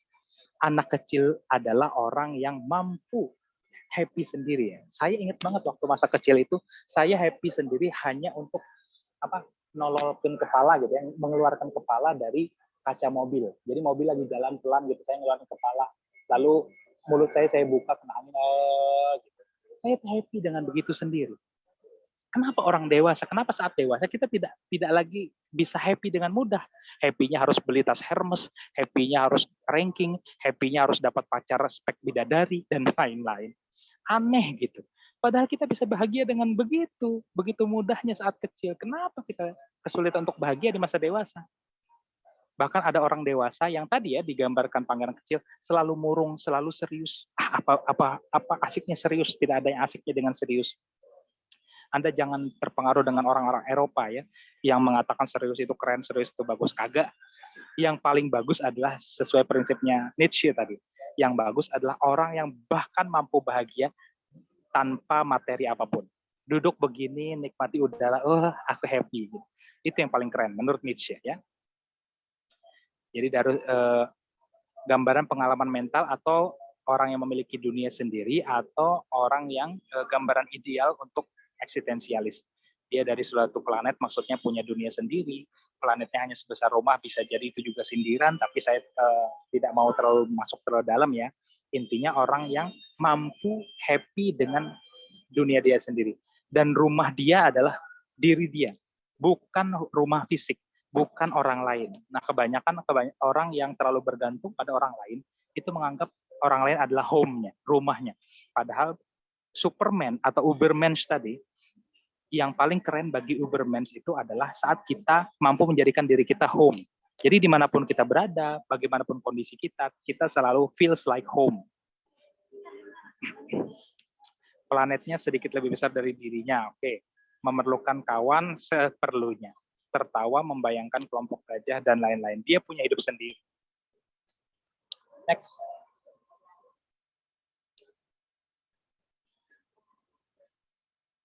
Dulu ada next.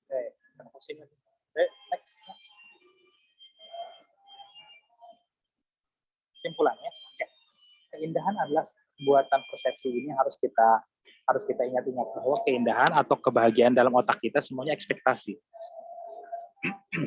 Bagaimana cara bikin contoh ya saya ya?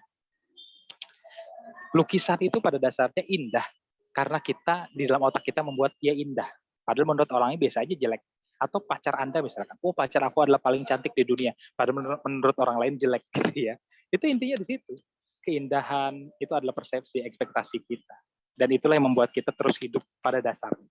Jadi, secara singkat, jangan dimatikan. Imajinasi tadi, ekspektasi tadi jangan dimatikan. Buatlah seindah mungkin dunia ini. Keindahan adalah buatan kita sendiri di dunia yang kita hayati atau Lebenswelt menurut konsepnya siapa itu? Edmund Husserl ya. Maka dari itu keindahan yang asli ada ketika kita menutup mata. Kata pangeran kecil. Ini kalimatnya, statementnya betul-betul begitu ya. Saya baca yang terjemahan dan kalimatnya betul-betul seperti itu. Keindahan yang asli adalah ketika kita menutup mata. Karena pada dasarnya penampakan asli itu, baik itu materi, manusia ataupun keadaan alam, pada dasarnya semuanya mengecewakan. Pacar Anda itu akan selalu lebih sering mengecewakan daripada yang indah-indah, yang cantik-cantik. Ya. Dunia yang kita hidupi itu adalah buatan kita sendiri, buatan persepsi kita. Maka itu kadang-kadang kita menciptakan dugaan-dugaan, bahkan kesempurnaan kita ciptakan, keburukan dan keganjilan di sana pun kita ciptakan. Kalau Anda tidak suka dengan seseorang, coba lihat ke dalam otak Anda. Seperti pangeran kecil tadi ya, mengadili diri sendiri. Kenapa Anda tidak suka dengan orang itu? Ternyata bukan karena orang yang Anda tidak suka, pasti ada salah satu sifat yang tidak Anda suka. Pasti, misalkan merepotkannya kah, atau keburukan yang lain yang tidak Anda suka. Atau terlalu sempurna pun Anda tidak menyukai. Next. Idealisme kekanak-kanakan pada akhirnya akan hilang ketika kita masuk kembali ke dunia sosial, gitu ya. Seperti konsep yang ditawarkan oleh novel ini. Dia akan muncul lagi ketika kita hanya berduaan dengan diri kita atau kita sedang menyendiri. Maka dari itu kontemplasi bagi eksistensialis itu sangat pentingnya. Diri muda seorang manusia atau fase anak-anak adalah fase di mana kita melihat dunia itu berdasarkan persepsi kita. Asik banget. Kepolosan anak-anak atau begitu yang dikatakan orang dewasa adalah bentuk murni cara Lebenswelt bekerja, cara dunia yang dihayati tadi bekerja. Misalkan saya saya pernah jalan di trotoar, sisi trotoar yang hitam putih itu. Saya waktu kecil suka jalan di trotoar yang hitam putih. Lalu saya membayangkan kalau saya jatuh ke jalan aspalnya, itu saya sedang masuk ke dalam lava pijar. Dan itu seru sekali, ada deg-degannya di dalam hati saya waktu kecil. Itulah cara Lebenswelt bekerja. Saya bahkan bisa menciptakan lava pijar hanya dengan modal imajinasi saya.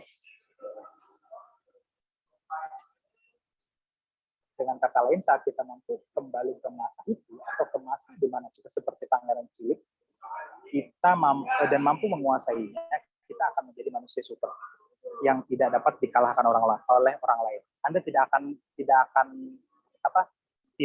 dapat lagi kesel, tidak akan dapat lagi insecure, kecewa. Kenapa? Orang lain itu nggak ada yang mampu mengalahkan Anda. Misalkan ada orang, Pak Dian, kamu mah hitam, kamu mah nggak ganteng dan sebagainya. Ya biarin kuat gitu. Gue nggak peduli lagi dengan kata-kata kamu. Menurut aku cukup sendiri, nggak peduli ganteng. Apa itu ganteng? Standar ganteng dari mana? Dan lain-lain. Seperti itu. Pak Dian kamu pendek. Pak Dian kamu nggak pinter. Kamu bodoh segala macam. Standar. Aku yang penting dunia aku asik. Aku ngomong begini senang. Aku ketemu mahasiswa senang. Aku dan lain sebagainya. Itu ya kira-kira gambaran tadi saat kita mampu menjadi Ubermensch, manusia super. Kebahagiaan dan kesedihan kita kuasai dan kita atur. Kita sekarang pengen bahagia atau pengen sedih. Dan kitalah yang mendefinisikan diri kita, bukan orang lain. Bukan milik orang lain juga, dan tidak hidup berdasarkan standar orang lain. Apalagi standar masyarakat sosial. Next. Habis. Begitu. Terima kasih. Semoga bermanfaat.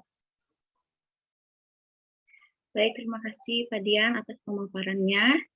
Pada sore hari ini, ada beberapa hal yang saya catat dari pemaparan Pak Dian terkait filsafat eksistensialis yang terdapat pada novel Le Petit Prince. Ini luar biasa ya Pak, karena kita sebagai orang dewasa kadang-kadang suka lupa gitu. Kadang-kadang kita lupa juga untuk mau bahagia gitu, hanya untuk berpura-pura untuk membahagiakan orang lain gitu ya.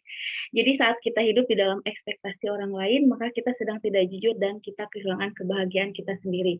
Nah, ini memang benar adanya seperti itu. Sehingga saat ini bisa kita lihat sama-sama ya teman-teman, pada saat kita mau posting sesuatu di sosial media atau apapun itu, banyak sekali di antara kita yang lebih memilah dan memilih kira-kira apa sih yang orang lain suka gitu kan. Bahkan di TikTok pun seperti itu, supaya FYP gitu kan, dikenal orang-orang, bahkan kita rela gitu untuk melepaskan kebahagiaan kita demi mendapatkan perhatian dari orang lain gitu kan, seperti itu. Jadi di sini pesannya banyak sekali, jangan terlalu berlebihan untuk membuat orang lain senang, sehingga kita akan kehilangan eksistensi kita yang sebenarnya itu seperti apa. Nah, baik, kita akan langsung masuk ke sesi tanya-jawab. Di sini sudah ada yang memberikan pertanyaan di kolom komentar. Dan untuk teman-teman yang ingin bertanya secara langsung, bisa langsung menggunakan fitur angkat tangan ya. Di sini pertanyaannya dari Rifki. Kalau dilihat dari pertanyaannya, sepertinya ini untuk Ibu Dian ya. Baik, saya bacakan pertanyaannya. Jika dikatakan bahwa standar dalam kehidupan orang dewasa adalah suatu hal yang negatif, namun bagaimana jika society tidak punya standar? Apakah kehidupan manusia tidak akan termotivasi dan pemenuhan kebutuhan manusia sebagai makhluk yang memiliki gairah dan memiliki keinginan? tidak akan terpengaruhi. Apakah society ada menjadi lingkungan yang ideal? Baik, kepada Ibu Dian, boleh langsung dijawab pertanyaannya. Oke, saya coba menjawab ya. Tapi mungkin itu ke Pak Dian ya soal itu. Tapi mungkin sedikit dari saya. Kalau ngomongin soal apa sih society yang masyarakat yang ideal buat kita gitu. Karena dilihatnya kalau tadi dari Le Petit Prince itu kayaknya negatif semuanya gitu kan. Assalamualaikum. Waalaikumsalam. Jadi bagaimana kalau masyarakat nggak punya standar gitu? Teman-teman bisa lihat gitu kan. Sebenarnya kalau nggak punya standar juga mungkin akan kacau ya. Tetapi bisa dilihat bahwa standar seperti apa sih gitu kan. Sebenarnya kita sebagai manusia gitu kan, bukannya tidak berakal budi gitu kan. Kita ketika melihat sebuah aturan gitu kan atau standar-standar yang ada di dalam masyarakat, kita bisa memilah dan memilih gitu kan. Yang seperti apa gitu, yang membuat kita menjadi manusia yang seperti apa sih seharusnya gitu. Kalau ngomongin tadi yang dilihat, yang dikasih contoh oleh Le Petit Prince di dalam novelnya, apakah semuanya terlihat negatif gitu? Mungkin ada beberapa yang bisa terlihat negatif gitu, tetapi anak kecil tuh nggak memahami itu gitu. Jadi ketika tadi penuh aturan, lalu mungkin kayak mabuk gitu kan, melakukan hal yang sia-sia gitu. Apakah ada masyarakat yang ideal itu seperti apa sih? Sebenarnya ngomongin aturan, kalau ngomongin tadi misalkan eksistensi gitu kan, saya juga nggak ahli di bidang eksistensi kayak Pak Dian ya, cuma kebebasan kita gitu kan, kebebasan kita sebagai manusia itu berbatas dengan kebebasan orang lain. Dan itu misalkan tadi Pak Dian ngasih contoh nih, maksudnya kayak telanjang dan sebagainya gitu kan. Mungkin kita ngomongin soal ketelanjangan ini adalah langsung masuk ke norma sosial gitu kan, ya bahwa nggak boleh tuh telanjang atau norma agama. Ya ketika kita telanjang sendirian gitu kan, sendiri itu mungkin bebas. Tapi kalau ada orang lain kan itu mengganggu pandangan orang lain gitu. Ya jadi sebaiknya ya tidak dilakukan gitu. Lalu apakah kehidupan manusia tidak akan termotivasi dan pemenuhan kebutuhan manusia? Oke. Ngomongin soal motivasi juga sama sih gitu kan. Sebenarnya kita termotivasi dengan apapun ya mungkin ya, pengennya kayak gimana. Oke. Sebenarnya motivasi dari diri kita sebagai manusia yang dewasa gitu kan, itu seperti apa? Tadi Pak Dian sempat jelasin banyak gitu kan ya tentang eksistensi dan mungkin ngomongin soal motivasi gitu. Kalau di Le Petit Prince gitu kan, orang dewasa yang mematikan motivasi anak-anak gitu. Lalu bagaimana kita sebagai orang dewasa untuk tetap menyalakan motivasi itu gitu. Mungkin ya dengan batasan-batasan tertentu ya gitu. Maksudnya selagi menggambar, maksudnya aku nggak tahu ya, mungkin teman-teman ngerasain itu bahwa teman-teman sekarang dituntut oleh orang tua ya. Kuliah bahasa Perancis mau kerja apa sih? Kayaknya itu relate dari tahun ke tahun karena dari aku kuliah juga sama pertanyaannya gitu. Dituntut untuk jadi guru. Karena kalau siswanya libur, kamu libur gitu. Cuma sampai di sana motivasi orang tua saya ya gitu. Apakah itu bisa mematikan motivasi kita? Juga bisa enggak gitu. Karena seiring perjalanan waktu gitu kan, kita bisa melihat itu membangun diri kita atau enggak sih. Gitu. Itu kalau jawaban dari saya ya. Maksudnya dari Le Petit Prince, apakah itu semuanya negatif yang ada di sana? Enggak juga, tapi dia mau kasih lihat nih sebagai anak-anak, ada anak-anak tuh bisa lihat loh, gitu. Kita sebagai orang dewasa bukannya, teman-teman mungkin bisa lihat kita sebagai orang dewasa melihat Le Petit Prince, orang dewasa itu kayaknya negatif semuanya. Karena apa? Karena kita sudah punya, kalau ngomongin sosiologi sastra, kita semua sudah punya storage, punya pengalaman hidup mungkin menyedihkan, menyenangkan. Kita bisa melihat bahwa kita sebagai orang dewasa menilai yang ada di Le Petit Prince, kehidupan mereka, kehidupan orang dewasa itu mengerikan. Kayaknya negatif semuanya. Padahal enggak juga. Kalau kita melihat sebagai anak-anak yang murni gitu, sebagai orang dewasa yang tanpa pengalaman hidup yang menyedihkan, menyenangkan dan sebagainya, kita akan lihat oh iya ya, mungkin harusnya akan seperti ini gitu sih. Mungkin pertanyaan tadi tuh harusnya Pak Dian nih yang jawab, soalnya lebih mengusik hati ya soal eksistensi dan filsafat ini gitu. Itu kalau dari saya ya. Terima kasih Bu Dian, boleh sekarang dari Pak Dian. Oke. Dari saya sih, saya ingin menawarkan aja jawabannya, jawaban ala filsafat atau jawaban ala manusia nih. Kalau jawaban ala filsafatnya sederhana. Kamu bertanya apakah ada yang negatif dari apakah selalu negatif orang dewasa itu? Saya akan menjawab tidak ada yang namanya negatif, tidak ada yang namanya positif. Negatif dan positif itu dikonstruksi oleh masyarakat, dibuat oleh sosial. Jadi kalau kamu bertanya apakah negatif, tergantung menurut siapa. Kalau menurut saya yang eksistensialis tidak ada itu negatif, tidak ada yang positif. Semuanya adalah sesuai kehendak saya. Misalkan saya makan apa? Saya makan babi misalkan. Bagi orang-orang Islam, oh itu negatif.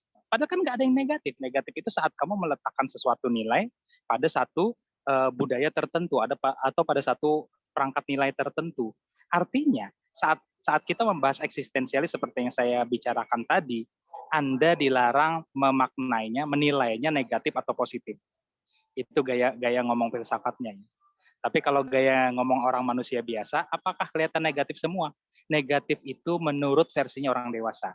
Dan betul kata Bu Dian tadi bahwa setiap masyarakat itu punya norma-norma tertentu agar kebebasan kita tidak mengganggu kebebasan orang lain.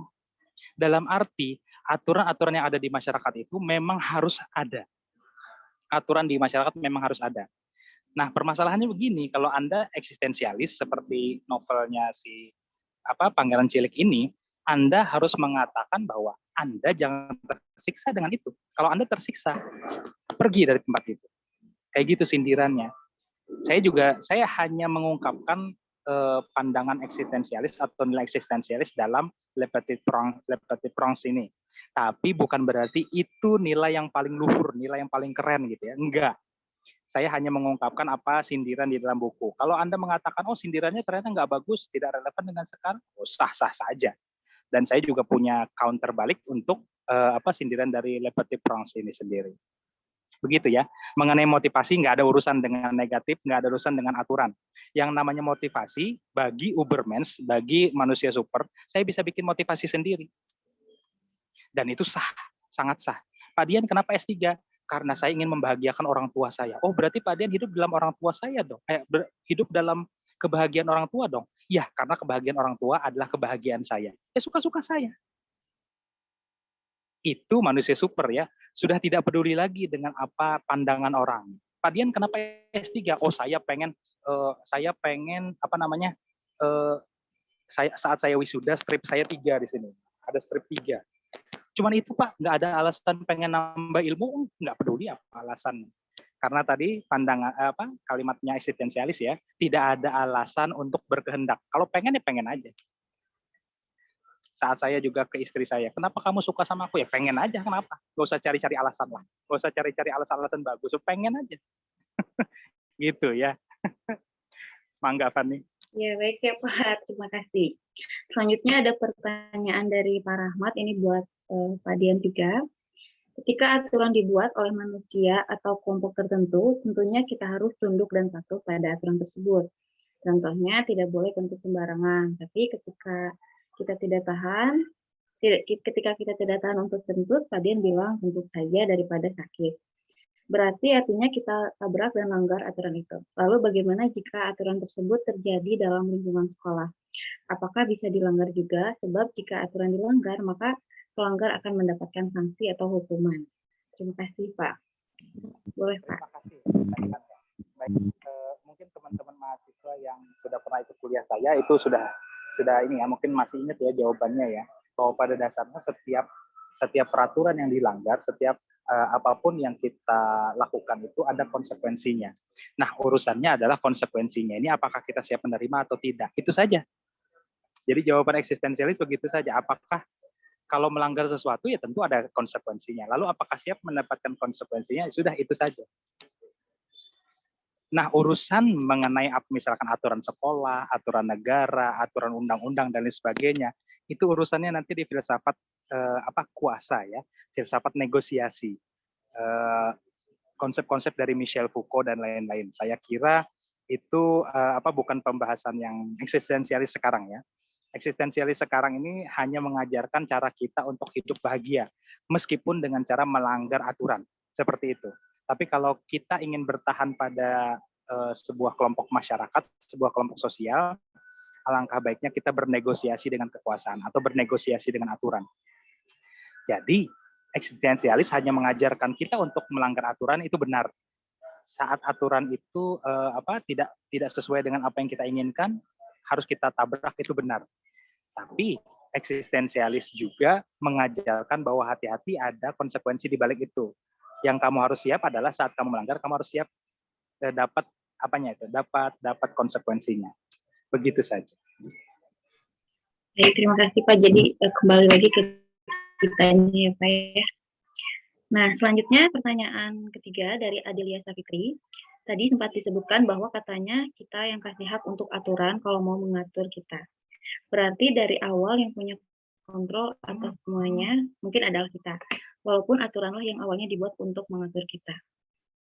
Boleh dari Pak Dian dan Bu Dian? Ya, pada dasarnya aturan itu saya ulang lagi ya. Aturan dibuat untuk mendisiplinkan masyarakat. Artinya memang harus disiplin kitanya gitu ya. Tapi kalau kita sebagai pribadi itu merasa tersiksa dengan itu, maka itu pergilah dari ruangan atau pergilah dengan aturan itu.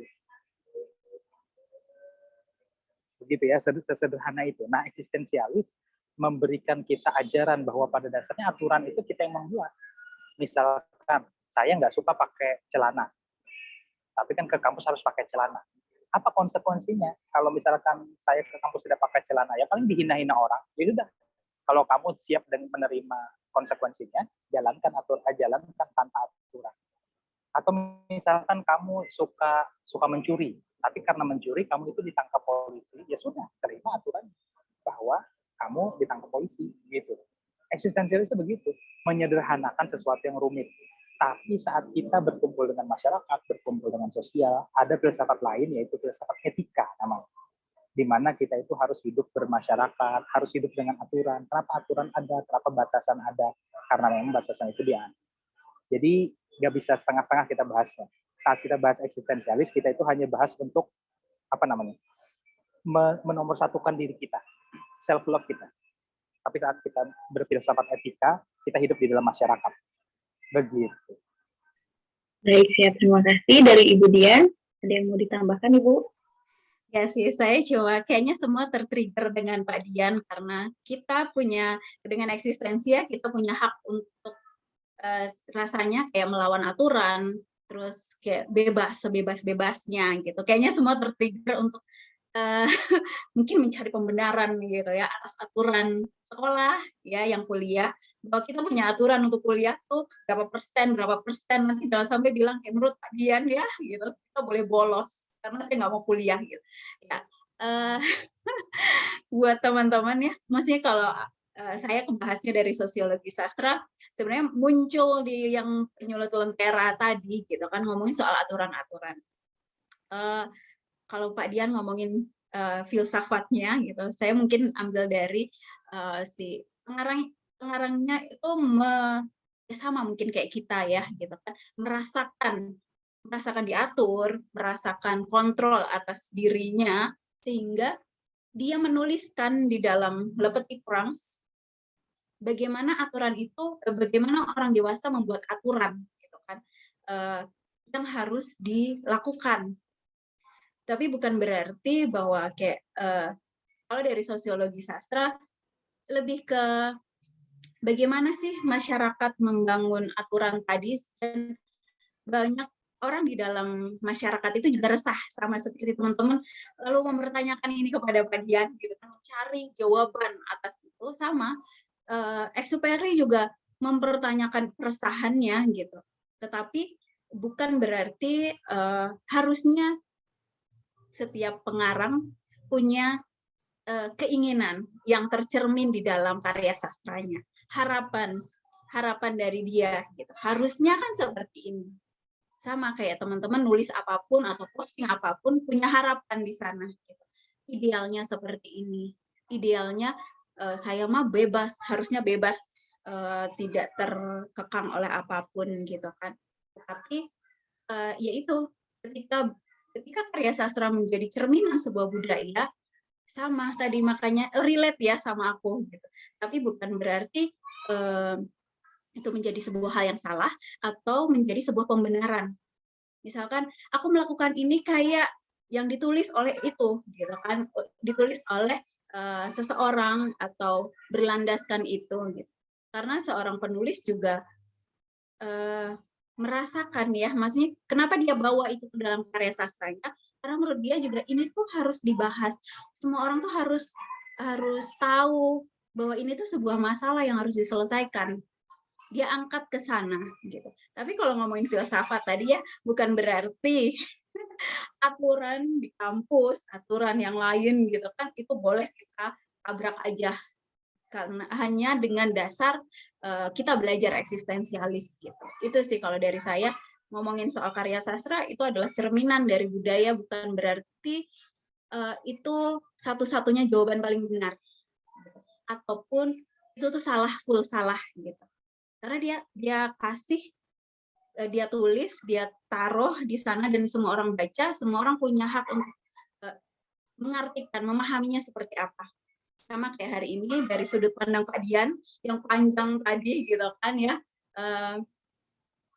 ada pemahaman tersendiri melalui eksistensialis gitu. Dan ada pemahaman mungkin yang lain dari melengkapi dari sosiologi sastra ataupun mungkin dari teori-teori yang lain gitu. Gitu sih kalau jawaban dari saya.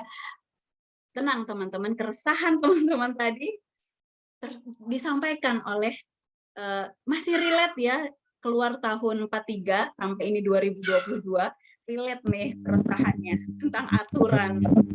Tersindir ya, mohon maaf ya. Banyak yang tertrigger nih. Apalagi yang toxic relationship ya. Siap, terima kasih banyak Bu Dian sama Pak Dian.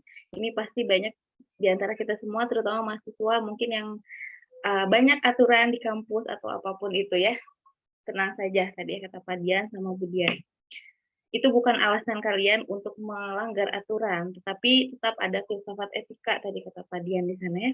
Tetap harus melihat lingkungannya seperti apa dan aturannya bagaimana. Baik, untuk teman-teman ada yang ingin bertanya lagi, bisa bertanya langsung dengan mengangkat tangan. Apakah ada yang ingin bertanya kembali?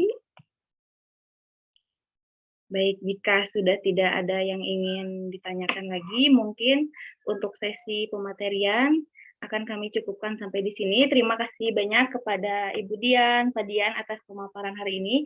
Kita jadi mengenal ya bagaimana bedah karya sastra Le Petit Prince ini dari sudut sosiologi sastra dan filsafat eksistensialis. Ternyata banyak pandangan yang berbeda seperti itu ya. Baik, terima kasih banyak teman-teman atas perhatiannya. Saya akan kembalikan kepada pewarak kita, Roja, silakan. Terima kasih banyak, Kak. Terima kasih banyak kepada para narasumber, Bu Dian dan Pak Dian. Sangat menarik, jadi pikir sebenarnya. Jadi abis ini mungkin bukannya tidur siang atau tidur sore, mungkin hidup, tapi nggak apa-apa. Akhirnya kita sampai juga di penghujung acara. Jadi saya ingin mengucapkan terima kasih banyak kepada narasumber, kepada moderator, kepada tamu undangan, kepada media partner kita, dan juga para peserta yang sudah hadir dan menyimak acara hari ini dari awal sampai akhir. Nah, saya ingin mengingatkan bagi para peserta yang sudah bertanya, kalian akan mendapatkan hadiah. Jadi langsung aja nanti bisa di chat ke di kolom chat nanti ada nomor yang bisa kalian hubungi, langsung aja ke situ. Nah, sebelum kami tutup acara hari ini, kami akan mengadakan sesi foto. Jadi kalau kalian foto kita, ayo bolehlah nyalain kameranya. Jadi saya hitung ya. Oke, halaman pertama. 1, 2, 3.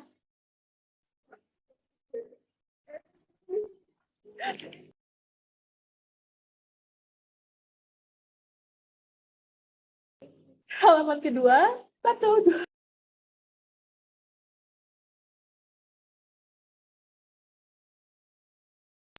Oke, terima banyak semuanya yang sudah hadir. Dari pihak panitia kami sangat senang kalian udah bisa ada di sini. Terima kasih. Bon weekend. Au revoir. Merci beaucoup. Terima kasih Ibu Bapak narasumber, Ibu Kaprodi, hatur nuhun. Seroja dan teman-teman, apakah kita bisa stay dulu? For evaluation is about 5 minutes ya untuk panitia. Bisa, mem. Terima kasih. Terima kasih banyak. Dadah semuanya. Au revoir. Merci beaucoup.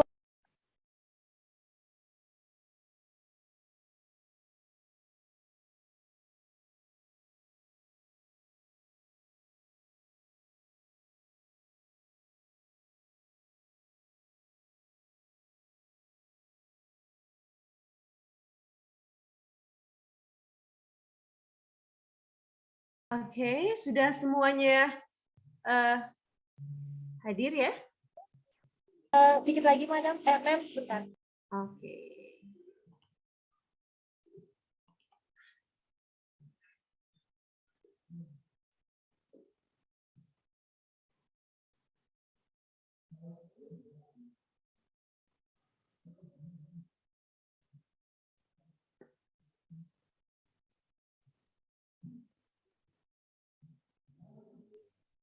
Sudah, Mem? Oke, saya izin foto dulu ya untuk tim Prancis ini. Fanny, would you mind opening your camera, please? Fanny, masuk kelompok Prancis? Maaf, Mem, itu audio Elvani Lingga. Oh, oke. Baik, saya mengucapkan selamat untuk kelompok Prancis. Tepuk tangan dulu dong, yeay! US-nya beres. Oke. Sebuah tema yang sangat menarik ya, walaupun to be honest mungkin karena saya bukan bidang yang deeply understand ya bahasa, tapi bagi teman-teman yang mempelajarinya dan memiliki ketertarikan, ini akan memberikan satu insight untuk saja di bidang kesetaraan di Perancis barangkali gitu kan ya.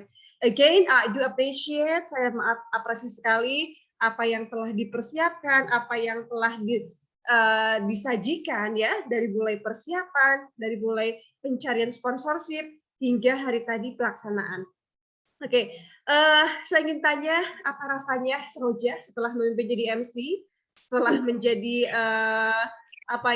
ketuplak gitu ya, Elvani Lingga dan teman-teman di sini yang sudah berkoordinasi, Siti Salwa mengingatkan saya ini linknya, ini apanya gitu kan.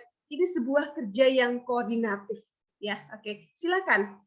Can you say something, please? Silakan, siapa yang menyampaikan apa yang dirasakan, pengalaman apa yang didapat mengikuti perkuliahan ini dan dari tema yang disampaikan hari ini. Silakan. Halo, Mem. Pertama saya mau ucapin terima kasih atas bantuannya selama persiapan acara dan juga ilmu-ilmunya, karena tidak bisa sampai di sini. Tapi